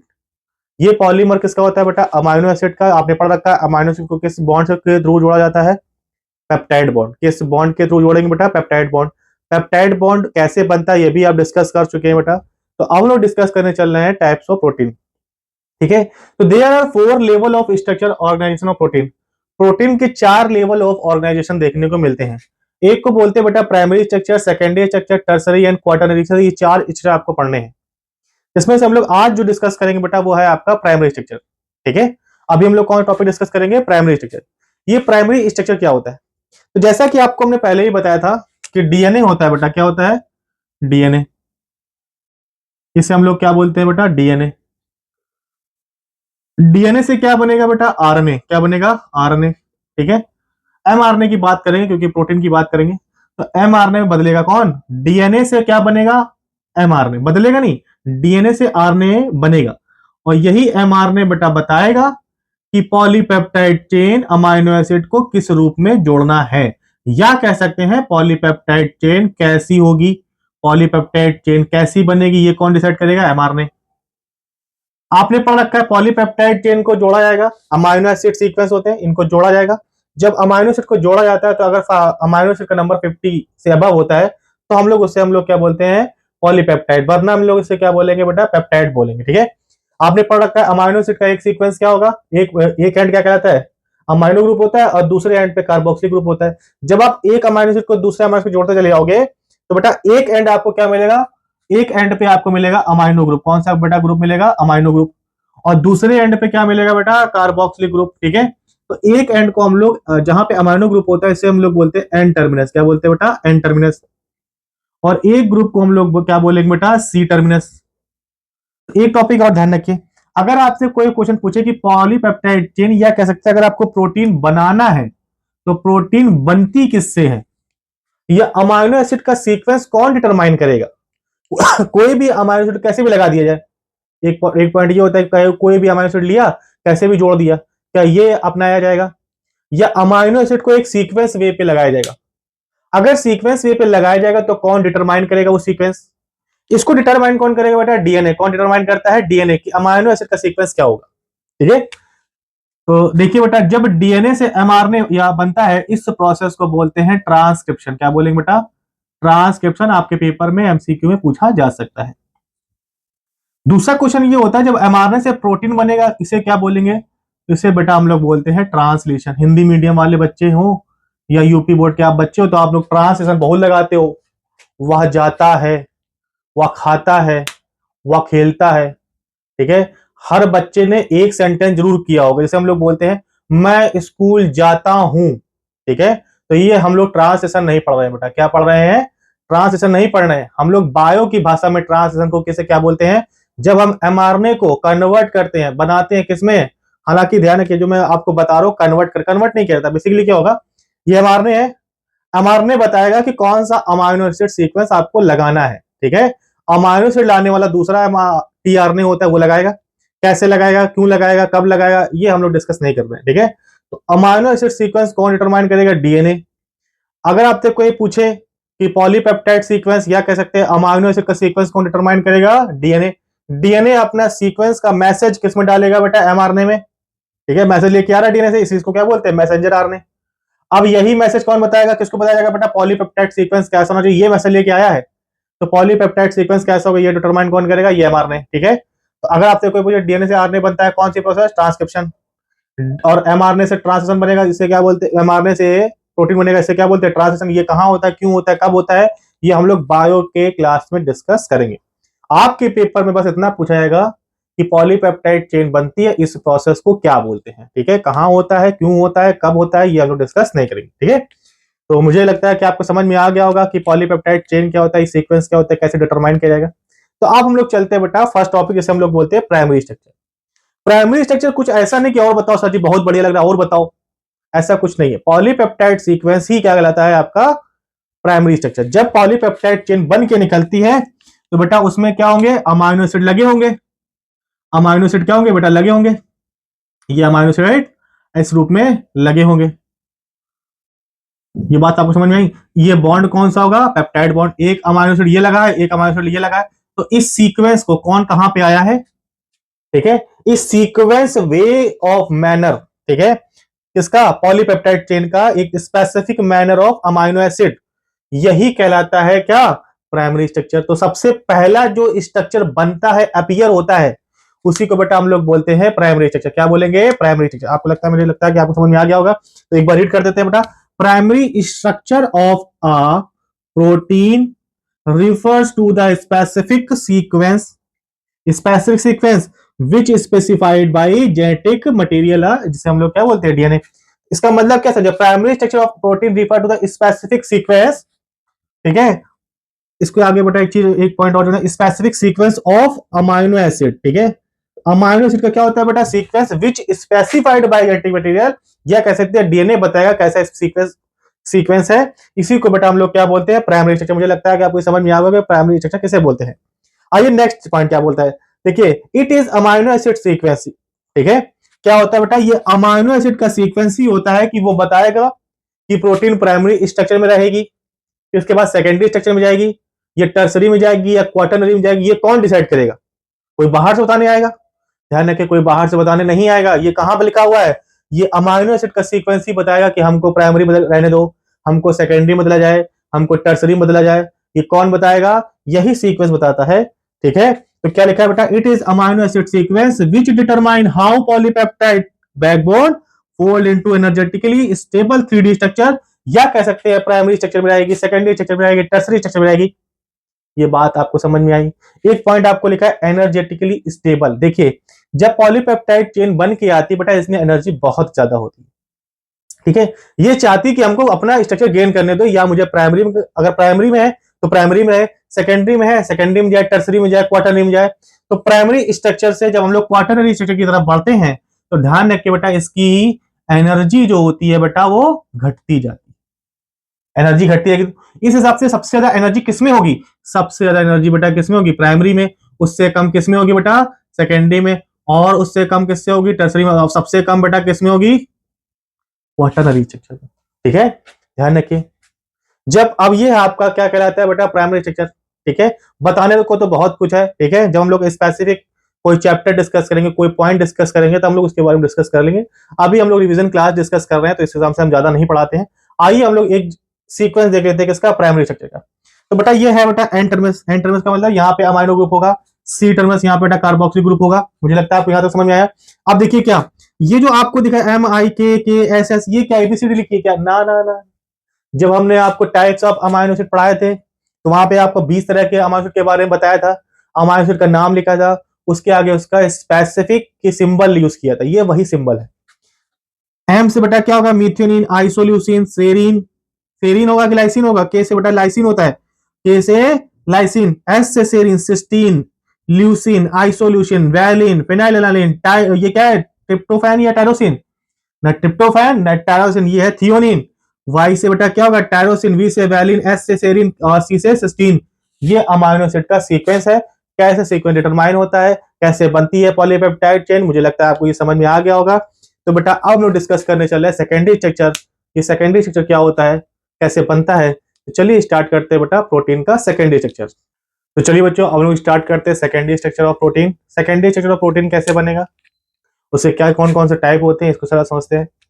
देखिए, जब प्राइमरी स्ट्रक्चर बन के आता है तो सेकेंडरी स्ट्रक्चर कैसा होगा, कौन सा टाइप होगा सेकेंडरी स्ट्रक्चर का, ये डिटरमाइन बेटा प्राइमरी स्ट्रक्चर में ही हो जाता है। ठीक है, जब प्राइमरी स्ट्रक्चर अपने रिपीटेड मैनर में क्या होता है, अपने आप को अरेंज करता है, इसी को बेटा हम लोग क्या बोलते हैं? Secondary structure. ठीक है, कैसे होता है, कैसे बनता है सेकेंडरी स्ट्रक्चर, इसको एक बार डिस्कस कर लेते हैं। देखिए क्या लिखा बेटा? The secondary structure of protein refers to the regular repetitive arrangement of local region of polypeptide. इसका मतलब ये है कि जो पॉलीपेप्टाइड चेन है वो अपने आप को इस तरह रिपीटेटिव मैनर में अरेंज करता है। ठीक है, इसी अरेंजमेंट को हम लोग क्या बोलते हैं? Secondary structure. क्या बोलेंगे बेटा? Secondary structure. ये जो सेकेंडरी स्ट्रक्चर आप तीन तरह के हम लोग पढ़ेंगे बेटा। कितने तरह के पढ़ेंगे? तीन तरह के। इसमें से पहले क्या बोलते हैं? अल्फा हेलिक्स, बीटा शीट और बीटा टर्न। पिछली बार आपके केमिस्ट्री के पेपर में एक क्वेश्चन पूछा गया था कि अल्फा हेलिक्स क्या होते हैं, अल्फा हेलिक्स क्या होता है, ये पूछा गया। एक क्वेश्चन और पूछा गया था जो बहुत से बच्चों को क्वेश्चन आपको समझ में नहीं आया होगा। क्वेश्चन ये पूछा गया था कि जो बीटा शीट के अंदर से पूछा गया था कि what is parallel beta sheet और एंटी पैरेलल बीटा शीट, इसमें डिफरेंस पूछा गया था बेटा। ठीक है, तो हम लोग इन्हीं टॉपिक को आज डिस्कस करेंगे। इसमें जो हम लोग बेटा पहला टॉपिक जो डिस्कस करेंगे उसे बोलते हैं अल्फा हेलिक्स। क्या बोलते हैं बेटा? Alpha helix. ठीक है, तो सेकेंडरी स्ट्रक्चर कितने होते हैं बेटा? तीन। कितने होते हैं? तीन। अल्फा हेलिक्स, बीटा शीट और बीटा टर्न। हम लोग जो आज टॉपिक डिस्कस करेंगे उसे हम लोग क्या बोलते हैं बेटा? Alpha helix. ये अल्फा हेलिक्स क्या होते हैं इसको समझते हैं, कैसे बनते हैं इसको समझते हैं। ठीक है, तो बेटा जो मैं कह रहा हूं उस पर ध्यान दे। ठीक है, बहुत से बच्चे ऐसे होंगे जो टीपने में लगे होंगे, लो देख ले सर जी थोड़ा हट जाए तो हम टीप लें, छाप लें। ठीक है, जो आपकी बिल्कुल बेसिक मेंटेलिटी बनी हुई है कि सर जैसे ही हटे, स्कूल में देखा जाता है बहुत से टीचर होते हैं, अभी मैं हटूंगी तो आप लोग छाप लेना। ठीक है, ये सब टॉपिक बोले जाते हैं कि मैं जैसे ही हटूंगी मैं वैसे रफ कर दूंगी तो आप लोग छाप कर लेना। ये सब कुछ टीचर्स बोलते हैं। तो फिलहाल आपको कुछ अपने आप में मेंटालिटी में भी चेंज करना है, जो टीचर बोल रहा है उसको भी समझना है। ठीक है, तो सेकेंडरी स्ट्रक्चर कैसे बनता है, कैसे नहीं बनता, कौन कौन से होते हैं सेकेंडरी स्ट्रक्चर, अल्फा हेलिक्स क्या है, बीटा शीट क्या है, बीटा टर्न क्या है, इसको भी समझिए। ठीक है, तो चलिए बेटा हम लोग डिस्कस करते हैं अल्फा हेलिक्स कैसे बनेगा। तो अल्फा हेलिक्स जैसे आपने कभी डीएनए देखा होगा, डीएनए में दो स्ट्रैंड होते हैं बेटा, हेलिकली अरेंज होते हैं। जिन्होंने कभी डीएनए ना देखा, हमारे से कुछ बच्चे ऐसे जिन्होंने कह रहे हैं सर जी हम बायो के नहीं, हम मैथ के हैं, हमने डीएनए नहीं देखा, डीएनए कैसे बनता है। अगर कभी किसी ने डीएनए नहीं देखा है तो बेटा आप कभी ऊन देखा होगा, ऊन ऊन देखा होगा ना, ऊन में क्या होता है आप देखिए, ऊन में दो स्टैंड होते हैं, दोनों स्टैंड आपस में बेटा क्या होते हैं, क्वाइल होते हैं। अगर आप भी और अंग्रेज हो तो जिसने ऊन भी नहीं देखा है तो आप चुटिया देखी होगी लड़कियों की, उस चुटिया में दो बेसिकली दो तीन थ्रेड्स होते हैं, हम तीन में से एक थ्रेड को हटा दे, दो थ्रेड को देखिए, दो थ्रेड एक थ्रेड और दूसरा थ्रेड आपस में क्वाइल होते हैं, इसी क्वाइल स्ट्रक्चर को हम लोग क्या बोलते हैं, हेलिकल स्ट्रक्चर। तो हम क्या करते हैं उसमें से एक स्ट्रक्चर, एक हेलिकल स्ट्रक्चर को अगर आप निकाल लें, उसी हेलिकल स्ट्रक्चर को ही आप एज्यूम कर ले यही क्या है बेटा, अल्फा हेलिक्स। जब पॉलीपेप्टाइड चेन बनी थी तो बेटा लीनियर स्ट्रक्चर था, स्पेसिफिक अमीनो एसिड सीक्वेंस। लेकिन जब हम लोग किसकी बात करें, सेकेंडरी स्ट्रक्चर की, तो सेकेंडरी स्ट्रक्चर में भी किसकी बात करें, अगर हम लोग अल्फा हेलिक्स की बात करते हैं तो अल्फा हेलिक्स जैसा रिबन लाइक स्ट्रक्चर होता है, कभी आपने रिबन देखा हो तो रिबन ऐसे ऐसे ऐसे ऐसे स्पाइरल रूप में अरेंज होता है, इसी अरेंजमेंट को हम लोग क्या बोलते हैं, अल्फा हेलिक्स। क्या बोलेंगे बेटा, अल्फा हेलिक्स। तो चलिए बेटा स्टार्ट करते हैं हम लोग अल्फा हेलिक्स, हम लोग का टॉपिक क्या होता है अल्फा हेलिक्स को समझते हैं। Alpha helix is the most common energetically stable secondary structure. देखिए सेकेंडरी स्ट्रक्चर आपका अल्फा हेलिक्स है, बीटा शीट है, बीटा टर्न है, लेकिन जो सबसे ज्यादा एनर्जेटिकली स्टेबल स्ट्रक्चर होता है उसी को हम लोग अल्फा हेलिक्स बोलते हैं। Secondary structure most stable secondary structure alpha helix होता है, ये चीज ध्यान रखना। ठीक है, मैंने आपको बताया था प्राइमरी सेकेंडरी टर्सरी और क्वाटरनरी स्ट्रक्चर में जब लोग जाते हैं तो बेटा एनर्जी जो होती है वो घटती चली जाती है। तो सेकेंडरी में तो वैसे ही एनर्जी कम हुई है बेटा प्राइमरी से, लेकिन ध्यान रखिएगा सेकेंडरी में alpha helix, beta sheet, beta turn में भी सबसे ज्यादा कौन स्टेबल जाता है, तो सेकेंडरी स्ट्रक्चर। कैसे बनेगा, जैसे आपने कभी रिबन देखा हो ऐसे ऐसे ऐसे ऐसे ऐसे ऐसे क्या होता है बेटा, अरेंज होता है, एक ही स्ट्रक्चर है। तो देखिए अल्फा हेलिक्स इज रिजिड होता है, कैसा होता है बेटा, रिजिड रॉड लाइक स्ट्रक्चर होता है, that form a polypeptide chain twisted around an imaginary axis right handed manner. आपने पढ़ रखा था नेचर में पाए जाने वाले mostly amino acid L configuration में होंगे। जितने एल कॉन्फ़िगरेशन में अमाइनो एसिड होते हैं वो बेटा राइट हैंडेड कॉन्फ़िगरेशन अडॉप्ट करते हैं, किसका, अल्फा हेलिक्स का। फॉर एग्जांपल बेटा आप इससे समझिए, जैसे बेटा ये एक रॉड है और रॉड के चारों तरफ एक धागा क्या करे बेटा, ट्विस्ट कर दे, अराउंड रपेट दे राइट हैंडेड मैनर में। तो इसी इमेजिनरी एक्सिस को आप समझ के इसको अगर आप निकाल ले तो आप समझिए ऐसा आपने क्या किया है, एक धागे को लपेटा है, इसी राइट हैंडेड क्वाइलिंग को या क्वाइलिंग स्ट्रक्चर को ही हम लोग क्या बोलते हैं, अल्फा हेलिक्स। ठीक है, तो अल्फा हेलिक्स कैसे बनेगा, जब पॉलीपेप्टाइड चेन एक इमेजिनरी एक्सिस के राइट हैंडेड मैनर में क्या कर दी जाए, क्वाइल कर दी जाए, इसी स्ट्रक्चर को बेटा अल्फा हेलिक्स बोलते हैं। मुझे लगता है अल्फा हेलिक्स क्या होता है समझ में आया। सर जी राइट हैंडेड ही क्यों अरेंज कर रहे हैं, इसको लेफ्ट हैंडेड कर दिया जाए। तो इसके पीछे का रीजन ये है, जब आप राइट हैंडेड में अरेंज करेंगे, या कह सकते हैं अगर आपके अमाइनो एसिड एल कॉन्फ़िगरेशन में है, किस कॉन्फ़िगरेशन में बेटा, एल कॉन्फ़िगरेशन में है, तो ये जो पॉलीपेप्टाइड चेन अरेंज की जाएगी राइट हैंडेड में होगी। अगर आपका अमाइनो एसिड डी कॉन्फ़िगरेशन में, डी कॉन्फ़िगरेशन का मतलब समझे कि आपका जो अमाइनो ग्रुप है वो राइट साइड है, तो डी कॉन्फ़िगरेशन के जो अमाइनो एसिड होते हैं वो लेफ्ट हैंडेड क्वाइलिंग करते हैं। अब एक खुरापाती दिमाग आ जाए कि सर जी लाओ दोनों को मिक्स कर दिया जाए तब क्या देखा जाए, तो जब आप डी और एल दोनों अमाइनो को मिक्स कर देते हैं, ऐसे केस में ना पॉलीपेप्टाइड लाइव क्या बोलते हैं लेफ्ट साइड जाती है, ना ये राइट साइड जाती, कोई भी हेलिकल कन्फर्मेशन अडेप्ट नहीं करेगी, ये चीज ध्यान रखिए। ठीक है, तो बेटा क्या लिखा है, a polypeptide chain having D amino acid adopt left handed configuration. देखिए राइट हैंडेड भी अडॉप्ट किया जाएगा, लेफ्ट हैंडेड भी अडॉप्ट किया जाएगा। अगर आपसे पूछे कि लेफ्ट हैंडेड मोस्टली पाया जाता है या राइट हैंडेड, तो आपने पढ़ रखा है नेचर में पाए जाने वाले अमाइनो एसिड लेफ्ट कॉन्फ़िगरेशन में है, तो मोस्टली जो अल्फा हेलिक्स है वो राइट हैंडेड वाला मिलेगा।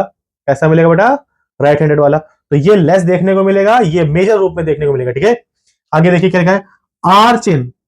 ठीक है, आपने पढ़ा रखा है कि जो जर्नल अमाइनो एसिड का सीक्वेंस जो स्ट्रक्चर होता है क्या होता है बेटा, ये होता है कार्बन, ये होता है आपका कार्बोक्सिलिक ग्रुप, ये हो गया बेटा आपका अमाइनो ग्रुप, और बेटा ये है आपका प्रोटॉन, ये है जो आर चेन। क्या है बेटा, आर चेन। क्या है, आर चेन। आर चेन और पॉलीपेप्टाइड चेन पॉइंटेड आउटसाइड। देखिए आर चेन जो होती है हाइड्रोफोबिक होती है, हाइड्रोफिलिक। ठीक है, तो एक चीज ध्यान रखिए, जो आर चेन होता है ये पॉलीपेप्टाइड चेन से बाहर की ओर इंटरेक्ट करेगी। सर जी बाहर की ओर क्यों इंटरेक्ट कर रही है, अंदर की ओर क्यों नहीं इंटरेक्ट करेगी? क्योंकि अगर अंदर की ओर इंटरेक्ट करेगी तो अंदर बनते बेटा हाइड्रोजन बॉन्ड, क्या बनेंगे? हाइड्रोजन बॉन्डिंग देखने को मिलती है, या कह सकते हैं इंट्रा चेन पॉलीपेप्टाइड चेन में हाइड्रोजन बॉन्डिंग देखने को मिलेगी। अगर आर चेन अंदर की ओर हुई, अगर आर चेन अंदर की ओर होगी, ऐसे केस में पॉलीपेप्टाइड चेन अपने हेलिकल कॉन्फ़िगरेशन को अडॉप्ट कर नहीं पाएगी, हिंड्रेंस क्रिएट करेगी। इसीलिए बेटा पॉलीपेप्टाइड चेन का जो आर ग्रुप होता है वो बेटा पॉलीपेप्टाइड चेन के बाहर पॉइंटेड आउट करता है, ये चीज ध्यान रखिए। ये जो का complete turn off alpha helix, जब आप अल्फा हेलिक्स का आपने देखिए, जैसे मैंने ये रॉड खींची फॉर एग्जांपल इमेजिनरी एक्सिस, और इसके राइट ऐसे क्या कर दिया, एक कॉइलिंग कर दी।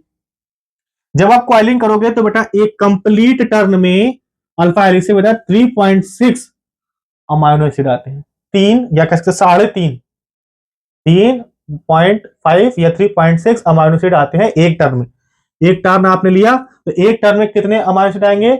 3.5 अमाइनो एसिड आएंगे। अगर आपसे कोई पूछे वैसा जी ये एक अमाइनो एसिड है, इसकी लेंथ हमको बता दो, तो अमाइनो एसिड की लेंथ जो होती है, इसमें जब अमाइनो अलग है तो हम लोग अमाइनो एसिड बोलते हैं, जब अमाइनो एसिड पॉलीपेप्टाइड चेन में जुड़ जाता है तो उसे हम लोग बोलते हैं अमाइनो एसिड रेसिड्यू। तो एक अमाइनो एसिड रेसिड्यू की जो वैल्यू होती है, जो लेंथ की वैल्यू होती है बेटा 1.5 एंगस्ट्रॉम। कितनी होती है?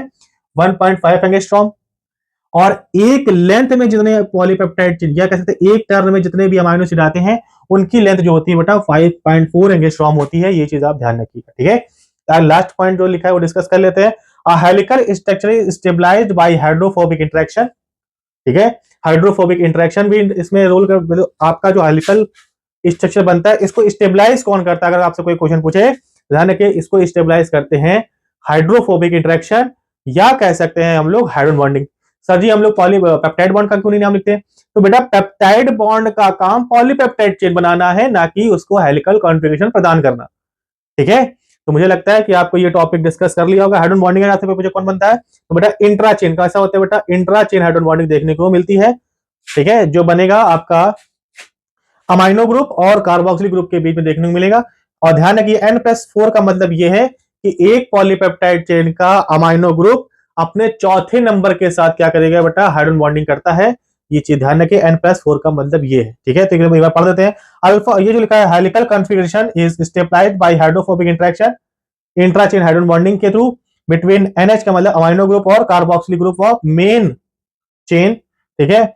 N+4 का मतलब होता है एक अमाइनो एसिड अपने चौथे नंबर के अमाइनो एसिड के साथ हाइड्रोजन बॉन्डिंग करता है। मुझे लगता है कि आपको ये सेकेंडरी स्ट्रक्चर, जैसे हम लोग अल्फा हेलिक्स बोलते हैं, कैसे बनता है, ठीक है, कैसे स्टेबलाइज होता है, उसकी क्या प्रॉपर्टीज होगी, वो समझ में आ गया होगा आपको, ठीक है। लेकिन अगर आपसे कोई पूछे हमको सर स्ट्रक्चर बना के दिखाओ, तो स्ट्रक्चर बना के दिखाने के लिए आप ये कुछ इस तरह स्ट्रक्चर आप बना दीजिएगा, ठीक है। एक यहाँ पे इमेजिनरी लाइन खींच दीजिएगा, ठीक है। यहाँ पे लिखेगा N टर्मिनस, यहाँ पे लिखेगा C टर्मिनस, ठीक है। और जैसे मैंने आपको अमाइनो एसिड के सीक्वेंस में, अमाइनो एसिड के सीक्वेंस में जैसे सिंबल बताए थे, उसी तरह सिंबल को बेटा यहाँ पे एलानिन, ल्यूसिन, आइसोल्यूसिन, वैलिन ऐसे नाम लिख दीजिएगा। और इसको बता दीजिएगा राइट हैंडेड होता है, इसकी पिच को बता दीजिएगा, इसकी लेंथ को बता दीजिएगा, एक अमाइनो एसिड रेसिड्यू की लेंथ को बता दीजिएगा। तो ये जो स्ट्रक्चर आपने पढ़ा है अभी, इसे हम लोग क्या बोलते हैं बेटा, अल्फा हेलिक्स। क्या बोलेंगे बेटा, अल्फा हेलिक्स। अब हम लोग जो नेक्स्ट टॉपिक डिस्कस करने चल रहे हैं उसे हम लोग बोलेंगे बेटा बीटा शीट। बीटा शीट क्या होती है, पैरेलल बीटा शीट किसे बोलते हैं, एंटी पैरेलल बीटा शीट क्या होते हैं, और बीटा टर्म क्या होते हैं बेटा, ये पढ़ने चल रहे हैं। तो चलिए स्टार्ट करते हैं हम लोग नेक्स्ट टॉपिक। तो चलिए बच्चों आप लोग समझते हैं बीटा शीट क्या होता है। बीटा शीट क्या होता है, देखिए जब पॉलीपेप्टाइड चेन अपने आप को बेटा साइड बाय साइड अरेंज करती हैं, साइड बाय साइड कैसे, जैसे कभी आपने बेटा टीन देखी होगी, तो टीन में बेटा एक उभार, फिर ढलान उभार ढलान उभार ढलान ऐसा देखने को मिलता है, ठीक है। जब एक पॉलीपेप्टाइड चेन दूसरी पॉलीपेप्टाइड चेन के साथ बेटा पैरेलली अरेंज होते हैं, तो इसी को बेटा हम लोग क्या बोलते हैं, बीटा शीट। या कह सकते हैं जब एक पॉलीपेप्टाइड चेन दूसरी पॉलीपेप्टाइड चेन के लाइन अप होती है, साइड बाय साइड अरेंज होती है, इसी स्ट्रक्चर को हम लोग क्या बोलते हैं बेटा, बीटा शीट। क्या बोलेंगे बेटा, बीटा शीट, ठीक है। तो चलिए एक बार रीड कर देते हैं। Beta sheet are the most common and energetically stable. बेटा यहाँ पे आपको एक चीज बतानी है, beta sheet are the secondary, ठीक है। Beta sheet are the second, क्या लिखना है बस यहाँ पे आप जोड़ लीजिए second, second most common and energetically stable secondary structure होता है। दैट फॉर्म जब बनता है दो या दो से अधिक पॉलीपेप्टाइड चेन लाइन अप होती है बाय साइड, जब side by side polypeptide chain arrange होती है, इस तरह के स्ट्रक्चर को हम लोग क्या बोलते हैं बेटा, बीटा शीट बोलते हैं। ये बीटा शीट बेसिकली दो तरह की होती है। जब बीटा शीट अरेंज होगी तो आप देखिए, एक तो ये है फॉर एग्जांपल, एक पॉलीपेप्टाइड चेन है फॉर एग्जांपल, ये इसका बेटा एन टर्मिनस है, ये इसका सी टर्मिनस है। और दूसरी पॉलीपेप्टाइड चेन आती है, वो भी बेटा उसका एन टर्मिनस एक साइड सेम साइड होगा और सी टर्मिनस ये सेम साइड होगा। तीसरी पॉलीपेप्टाइड चेन आती है, वो भी अपने आप को कुछ इसी तरह अरेंज करती है। तो आप देखोगे सारी पॉलीपेप्टाइड चेन के एन टर्मिनस एक तरफ होगा, सी टर्मिनस एक तरफ होगा। इस तरह की पॉलीपेप्टाइड चेन जब अरेंजमेंट करती हैं तो इस तरह के स्ट्रक्चर को हम लोग बोलते हैं पैरेलल बीटा शीट। क्या बोलेंगे बेटा, पैरेलल बीटा शीट। एक तो ये रास्ता हो गया। दूसरा रास्ता ये होता है जब एक पॉलीपेप्टाइड चेन इसका एन टर्मिनस एक तरफ होगा, सी टर्मिनस एक तरफ होगा, एक ये रास्ता। अब जो दूसरी पॉलीपेप्टाइड चेन है उसका बेटा सी टर्मिनस इधर हो और एन टर्मिनस अलग हो, एक ये रास्ता हो गया। और तीसरा फिर से क्या हो, दूसरी पॉलीपेप्टाइड चेन है उसका एन टर्मिनस इधर हो जाए और सी टर्मिनस इधर हो जाए, तो इसे हम लोग बोलते हैं एंटी पैरेलल बीटा शीट। क्या बोलेंगे बेटा, एंटी पैरेलल बीटा शीट। मुझे लगता है कि आपको समझ में आ गया होगा पैरेलल बीटा शीट का अरेंजमेंट और एंटी पैरेलल बीटा शीट का अरेंजमेंट किस तरह होगा। अब ये क्वेश्चन उठता है कि कौन सा सेकेंडरी स्ट्रक्चर या कह सकते हैं बीटा शीट पैरेलल या एंटी पैरेलल कौन मोस्ट ज्यादा स्टेबल होगा, सेकंड में पैरेलली या एंटी पैरेलली अरेंज।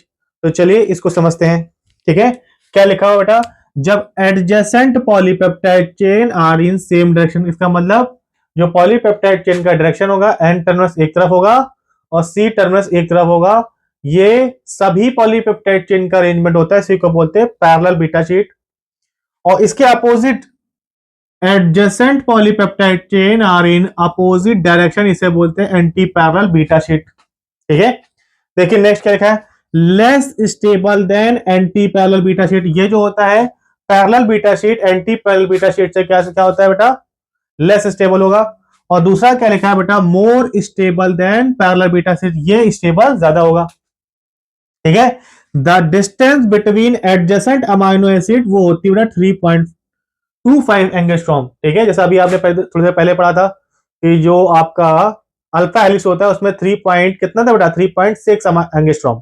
यहां पे क्या होगा, the distance between adjacent amino acid वो कितना होता है, 3.5 एंगस्ट्रॉम होता है। ठीक है, आगे देखिए बेटा क्या लिखा है, form tilted H bond. H का मतलब हाइड्रोजन बॉन्ड, यहाँ पे स्ट्रेट हाइड्रोजन बॉन्ड बनती है। अब एक क्वेश्चन उठता है कि सर जी ये स्टेबल ज्यादा है, ये कम स्टेबल है, कोई उल्टा बोल दिया बेटा। ये जो पैरेलल बीटा शीट होती है ये लेस स्टेबल होती है और एंटी पैरेलल बीटा शीट ये बेटा कैसी होती है, मोर स्टेबल होती है। इसके पीछे का रीजन क्या है, इसके पीछे का रीजन सिंपल सी बात है, हाइड्रोजन बॉन्डिंग की अरेंजमेंट। जब यहाँ पे पैरेलल बीटा शीट अपने आप को अरेंज करती है तो जो हाइड्रोजन बॉन्ड बनता है वो स्ट्रेट बनता है, और जब एंटी पैरेलल बीटा शीट में अरेंजमेंट होता है हाइड्रोजन बॉन्डिंग का तो यहाँ पे जो हाइड्रोजन बॉन्ड बनता है वो स्ट्रेट बनता है। ऐसा बनता है स्ट्रेट, यही इसको स्टेबिलिटी प्रोवाइड करता है। तो चलिए बेटा एक बार देख लेते हैं।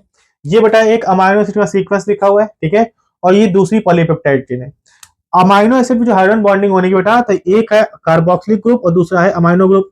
इनके बीच में जो हाइड्रोजन बॉन्डिंग बनेगी तो आपको दिख रहा है बेटा ये कैसा बन रहा है, आपको टिल्टेड हाइड्रोजन बॉन्डिंग मिल रही है। ठीक है, कैसा बनना है बेटा, टिल्टेड हाइड्रोजन बॉन्डिंग देखने को मिल रही है। और यहाँ पे बेटा एंटी पैरेलल बीटा शीट है, दोनों पॉलीपेप्टाइड चेन का अरेंजमेंट कैसा होगा, डिफरेंट होगा। तो यहाँ पे जो अरेंजमेंट दिखेगा बेटा स्ट्रेट हाइड्रोजन बॉन्डिंग देखने को मिलेगी। यही स्ट्रेट हाइड्रोजन बॉन्डिंग के कारण ही क्या होता है बेटा, ये जो पैरेलल बीटा शीट है एंटी पैरेलल बीटा शीट में स्टेबिलिटी डिसाइड होती है। तो एंटी पैरेलल बीटा शीट में स्ट्रेट हाइड्रोजन बॉन्डिंग होती है और पैरेलल बीटा शीट में टिल्टेड हाइड्रोजन बॉन्डिंग देखने को मिलती है, जिस वजह से parallel beta sheet less stable हो जाता है और anti parallel beta sheet stable हो जाता है। ठीक है, मुझे लगता है कि आपको बीटा शीट क्या होता है, एंटी पैरेलल बीटा शीट क्या होती है, पैरेलल बीटा शीट क्या होती है, आपको समझ में आ गया होगा। तो चलिए बच्चों हम लोग नेक्स्ट टॉपिक डिस्कस कर लेते हैं, बीटा टर्न क्या होता है। ये फिर बीटा टर्न के बाद हम डिस्कस करेंगे टर्सरी एंड क्वाटरनरी स्ट्रक्चर। चलिए स्टार्ट करते हैं, बीटा टर्न क्या होता है। तो चलिए बच्चों अब लोग स्टार्ट करते हैं हम लोग नेक्स्ट टॉपिक, जिसे हम लोग बोलते हैं बीटा टर्न। ये बीटा टर्न क्या होता है, बीटा टर्न में देखिए इस वर्ड में ही क्या आ रहा है, टर्न। टर्न इंडिकेट करता है जब कोई पॉलीपेप्टाइड चेन, ठीक है, रन हो रही होगी, मतलब आगे की ओर मूव हो रही होगी, तो उसमें क्या आ जाए, टर्न आ जाए। एक पॉलीपेप्टाइड चेन की डायरेक्शन अगर राइट साइड जा रही है और उसमें कोई टर्न आ जाता है तो बेटा ये टर्न क्या करते हैं, उसको लेफ्ट साइड मोड कर रोटेट कर दे। ये टर्न यही इंडिकेट करता है जब पॉलीपेप्टाइड चेन में कोई टर्न क्रिएट करना हो, ठीक है, पॉलीपेप्टाइड चेन में बेटा टर्न क्रिएट करना हो तो ये बीटा टर्न का यूज किया जाएगा। जैसा आपने पढ़ा था अल्फा हेलिक्स में अगर टर्न लाना हो तो हम लोग बीटा टर्न का यूज करेंगे। बीटा शीट में टर्न लाना हो तो उसमें क्या करेंगे बेटा, टर्न का यूज करेंगे। फॉर एग्जांपल जैसे आप देखिए, जैसे आपने बेटा क्या बनाया यहाँ पे, फॉर एग्जांपल ये अल्फा हेलिक्स बनाया, ठीक है, ये एक अल्फा हेलिक्स बनाया। अब अल्फा हेलिक्स में ये दूसरा अल्फा हेलिक्स बनाया, तो आपको क्या करना है, इसको जोड़ेंगे तो इसकी डायरेक्शन चेंज हो जाएगी। ये बेटा आपने ये जो जोड़ने के लिए जो कनेक्टिंग लिंक जोड़ रहे हैं, इसी को हम लोग क्या बोलते हैं, बीटा टर्न। क्या बोलेंगे बेटा, बीटा टर्न। फॉर एग्जांपल ये एक पॉली, इसी तरह एक और समझिए एग्जांपल, जैसे मान लीजिए आपने क्या बनाया बेटा, पॉलीपेप्टाइड चेन जिसे हम लोग बोल रहे हैं बीटा शीट। ये बेटा आपने एक बीटा शीट लिया, ये दूसरी बीटा शीट ली, ये तीसरी बीटा शीट ली, ये चौथी बीटा शीट ली।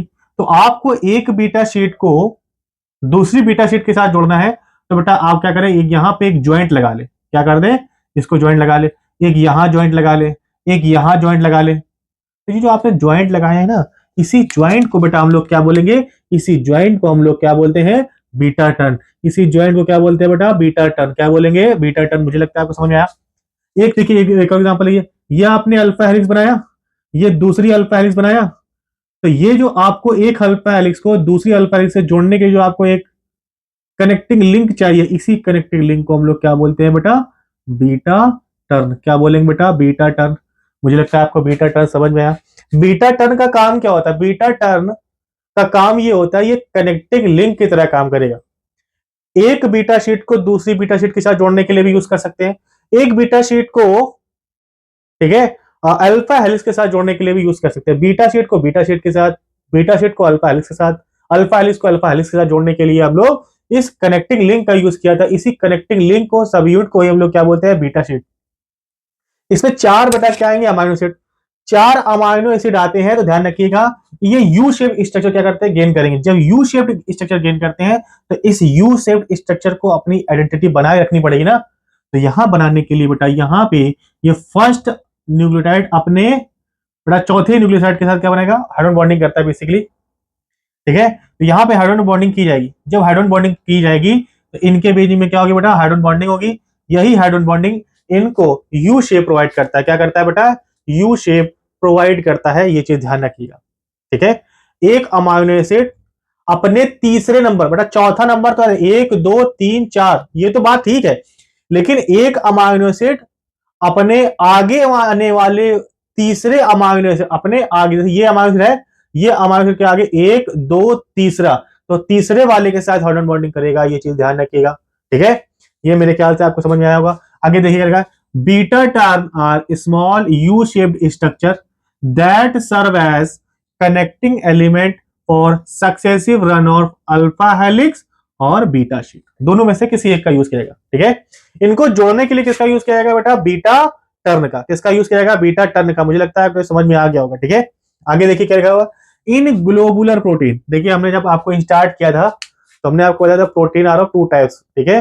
जिसमें से हम लोगों ने एक को बोला था फाइब्रस प्रोटीन, एक को बोला था ग्लोबुलर प्रोटीन।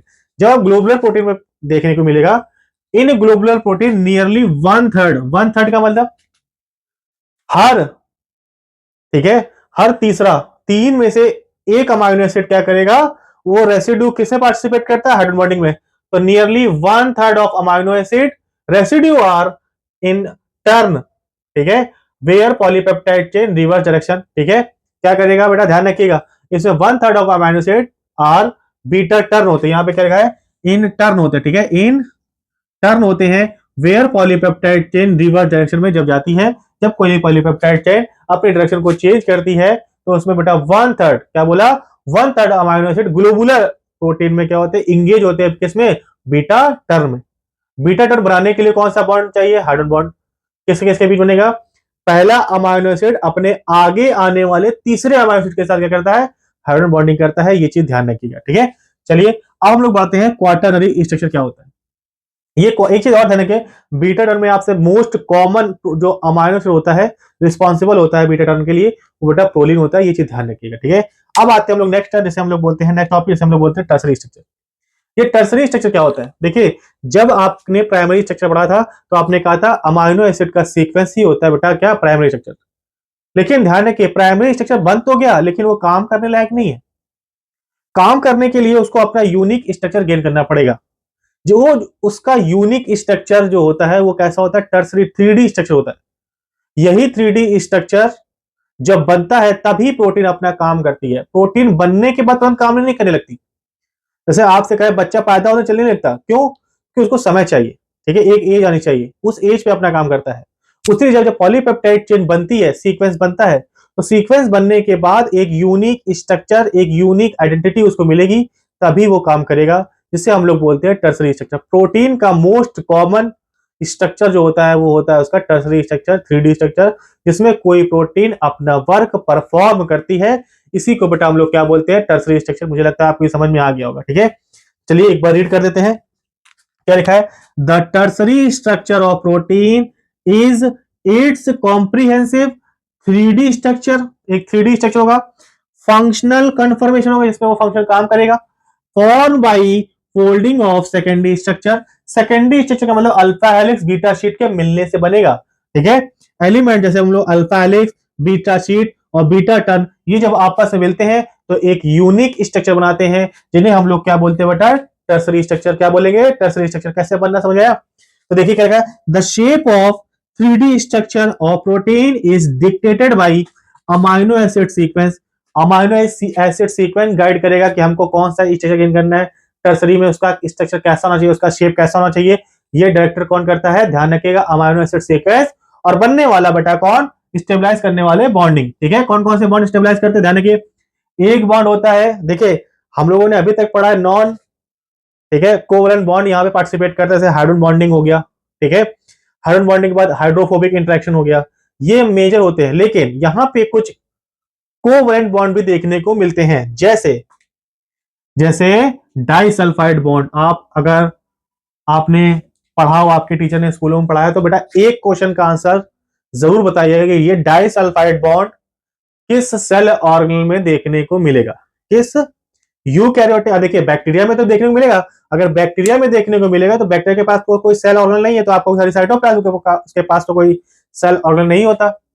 लेकिन अगर हम यूकैरियोटिक की बात करें तो यूकैरियोटिक में ये जो डाइसल्फाइड बॉन्ड होता है ये कहां बनता है, ये इसका आंसर आप कमेंट बॉक्स में जरूर लिखिएगा, ठीक है। चलिए आइए देखिए बेटा, जो आर चेन होता है, ठीक है, आर चेन बेटा पार्टिसिपेट करेगी हाइड्रोफोबिक इंटरेक्शन में, डाइसल्फाइड बॉन्ड फॉर्मेशन में, हाइड्रोजन बॉन्डिंग में और आयनिक बॉन्डिंग में, जो इस 3D स्ट्रक्चर को आइडेंटिटी प्रदान करेगा, स्टेबलाइज करेगा। ये है आपका बेटा टर्सरी स्ट्रक्चर। मुझे लगता है कि आपको बीटा शीट क्या होता है, ठीक है, बीटा टर्न क्या होते हैं, ठीक है, टर्सरी स्ट्रक्चर क्या होता है, ये क्या होता है, समझ में आ गया होगा, ठीक है। चलिए अब लोग डिस्कस करने चल रहे हैं प्रोटीन का लास्ट स्ट्रक्चर, जैसे हम लोग बोलते हैं क्वाटरनरी स्ट्रक्चर, ठीक है। तो चलिए स्टार्ट करते हैं क्वाटरनरी स्ट्रक्चर। तो चलिए बच्चों हम लोग स्टार्ट करते हैं क्वाटरनरी स्ट्रक्चर। ये क्वाटरनरी स्ट्रक्चर क्या होता है, इसको डिस्कस करते हैं। जैसा कि अभी आपने पढ़ा कि प्राइमरी स्ट्रक्चर, सेकेंडरी स्ट्रक्चर और टर्सरी स्ट्रक्चर, ये बेटा ये फाइनल लेवल का स्ट्रक्चर होता है, या कह सकते हैं जो पॉलीपेप्टाइड चेन सीक्वेंस अपने आप को जहां तक हो सकता है, ये उसकी लास्ट स्टेज होती है अरेंजमेंट की, ठीक है। या कैसे होता है, जब पॉलीपेप्टाइड चेन आपस में फोल्ड होती है तो उसकी लास्ट फोल्डिंग को ही हम लोग बोलते हैं क्वाटरनरी स्ट्रक्चर। इससे ज्यादा वो अपने आप को बेटा फोल्ड नहीं कर सकती, ठीक है। तो कोई भी पॉलीपेप्टाइड चेन जो अपने आप को लास्ट स्टेज तक फोल्डिंग में जाती है, उसी को बेटा हम लोग क्या बोलते हैं, क्वाटरनरी स्ट्रक्चर। ये quaternary structure is the least energetically active होता है। इसका मतलब ये है कि सबसे ज्यादा स्टेबल यही होता है, ठीक है। जैसा कि हमने पढ़ा था कि प्राइमरी स्ट्रक्चर की में एनर्जी सबसे ज्यादा होती है, उससे कम सेकेंडरी, उससे कम टर्सरी और सबसे कम किस में होती है बेटा, क्वाटरनरी स्ट्रक्चर। ये क्वाटरनरी स्ट्रक्चर में ध्यान रखिए, जब पॉलीपेप्टाइड चेन का नंबर 2 या 2 से अधिक होता है तो ये पॉलीपेप्टाइड चेन अपने आप को अरेंज करती हैं, यूनिक स्ट्रक्चर में गेन करती हैं। इसी यूनिक स्ट्रक्चर को हम लोग क्या बोलते हैं बेटा, क्वाटरनरी स्ट्रक्चर। क्वाटरनरी स्ट्रक्चर में ये चीज ध्यान रखिएगा बेटा, पॉलीपेप्टाइड चेन का नंबर ज्यादा होता है, इन्हीं को हम लोग सब यूनिट नाम से रिप्रेजेंट किया जाता है। ये सब यूनिट आपस में पास आती हैं और बेटा क्वाटरनरी स्ट्रक्चर बनाती हैं, ये चीज ध्यान रखिएगा। अगर कोई प्रोटीन मल्टीमेरिक है जिसकी बहुत सब यूनिट होती हैं, तो उसमें पॉलीपेप्टाइड चेन में सब यूनिट का नंबर बेटा इनका नंबर 2 से लेके डजन तक जाता है। डजन बोले तो एक डजन में कितने नंबर, 12 नंबर। तो इसका मतलब ये है कि इनकी पॉलीपेप्टाइड चेन का नंबर, सब यूनिट का नंबर 2 से लेके 12 तक जाता है।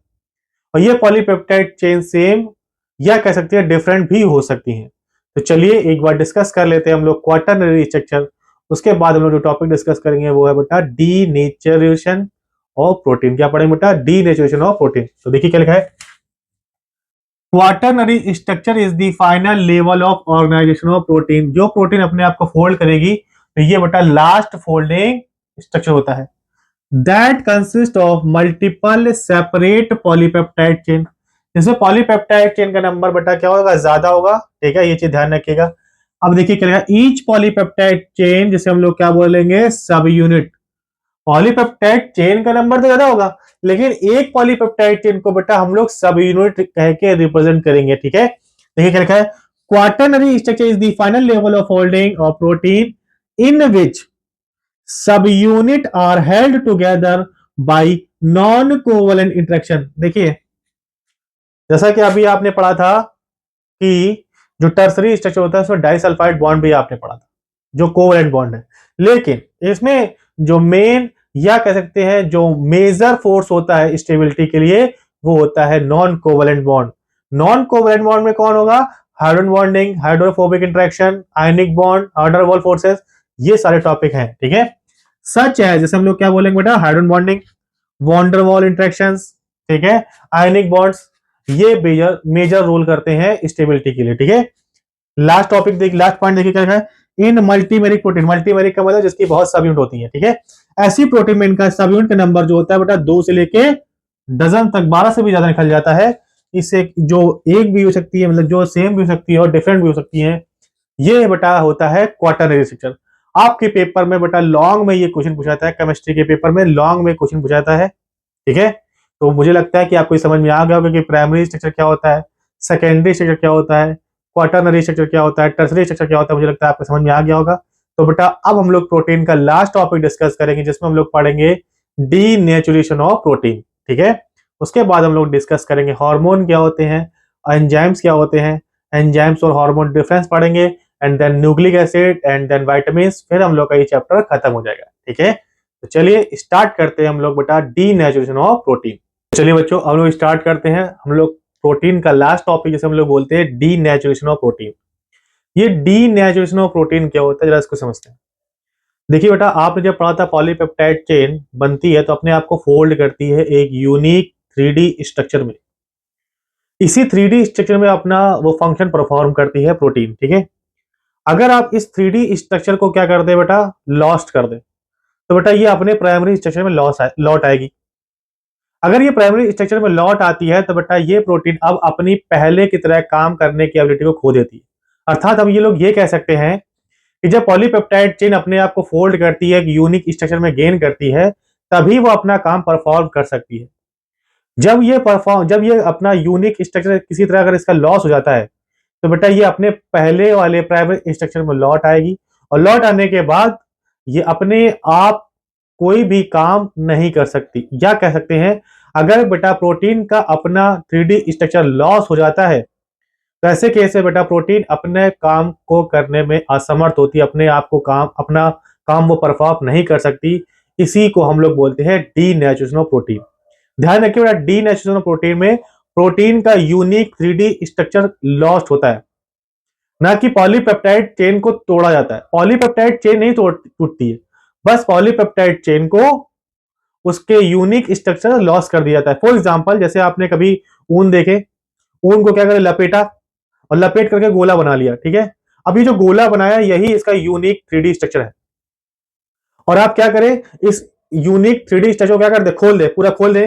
तो खोलेंगे तो बेटा क्या होगा, क्या आपने किसी धागे को तोड़ा है, काटा है? तो ऐसा नहीं है, धागे को नहीं काटा, इसके यूनिक गोल स्ट्रक्चर क्या कर दिया बेटा, लॉस्ट कर दिया, जिससे ये अपने प्राइमरी स्ट्रक्चर में लौट आए। तो प्रोटीन का 3D यूनिक फंक्शनल स्ट्रक्चर से अपने प्राइमरी बेसिक स्ट्रक्चर में लौट आना, इसी को बोलते हैं denaturation of protein. Denaturation of protein topic में ध्यान रखिएगा, जब हम लोग प्रोटीन का डीनेचुरेशन करते हैं तो प्रोटीन अपने फंक्शन को परफॉर्म नहीं कर पाता। प्रोटीन का हाइड्रोजन बॉन्ड नहीं ब्रेक होता, ये जरूर ध्यान रखिएगा। कौन सा बॉन्ड ब्रेक नहीं होता बेटा? पेप्टाइड बॉन्ड ब्रेक नहीं होता।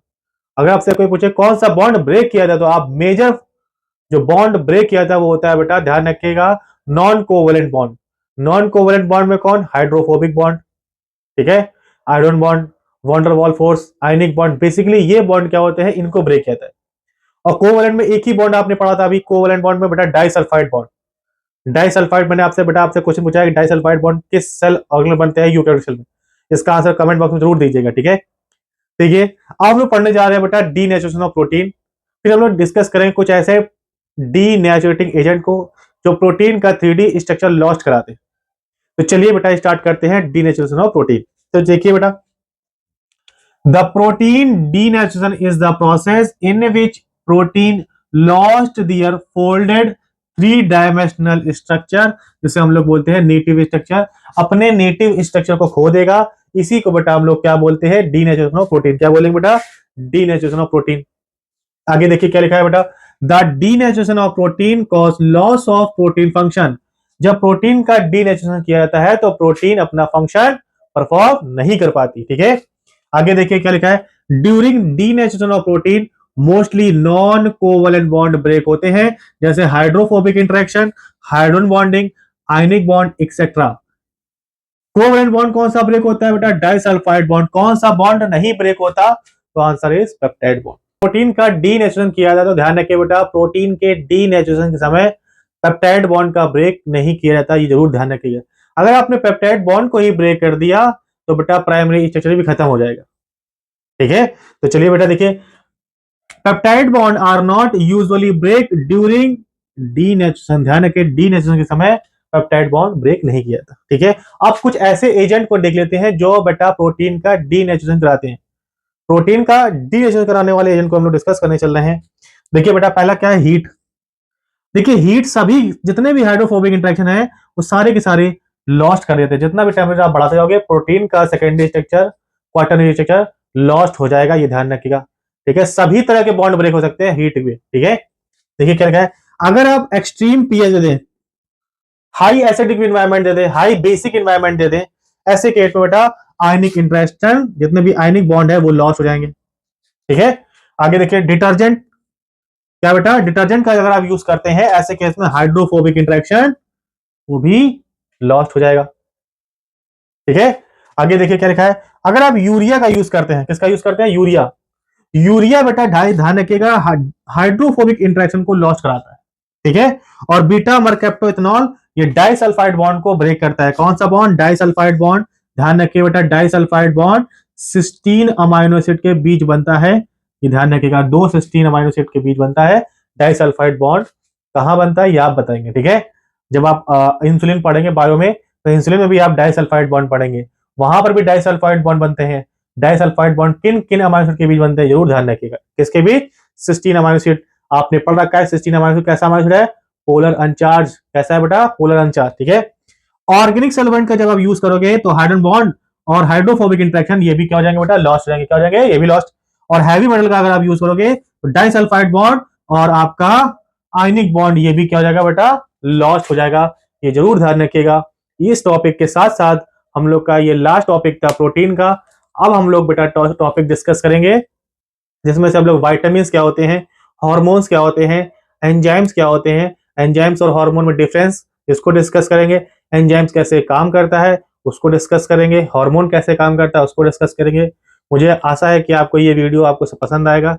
ऐसी वीडियो के लिए, ऐसे इंटरेस्टिंग टॉपिक के लिए आप बेटा रैंकर चॉइस क्लासेस को लाइक, शेयर और सब्सक्राइब जरूर करें, ठीक है। Thank you.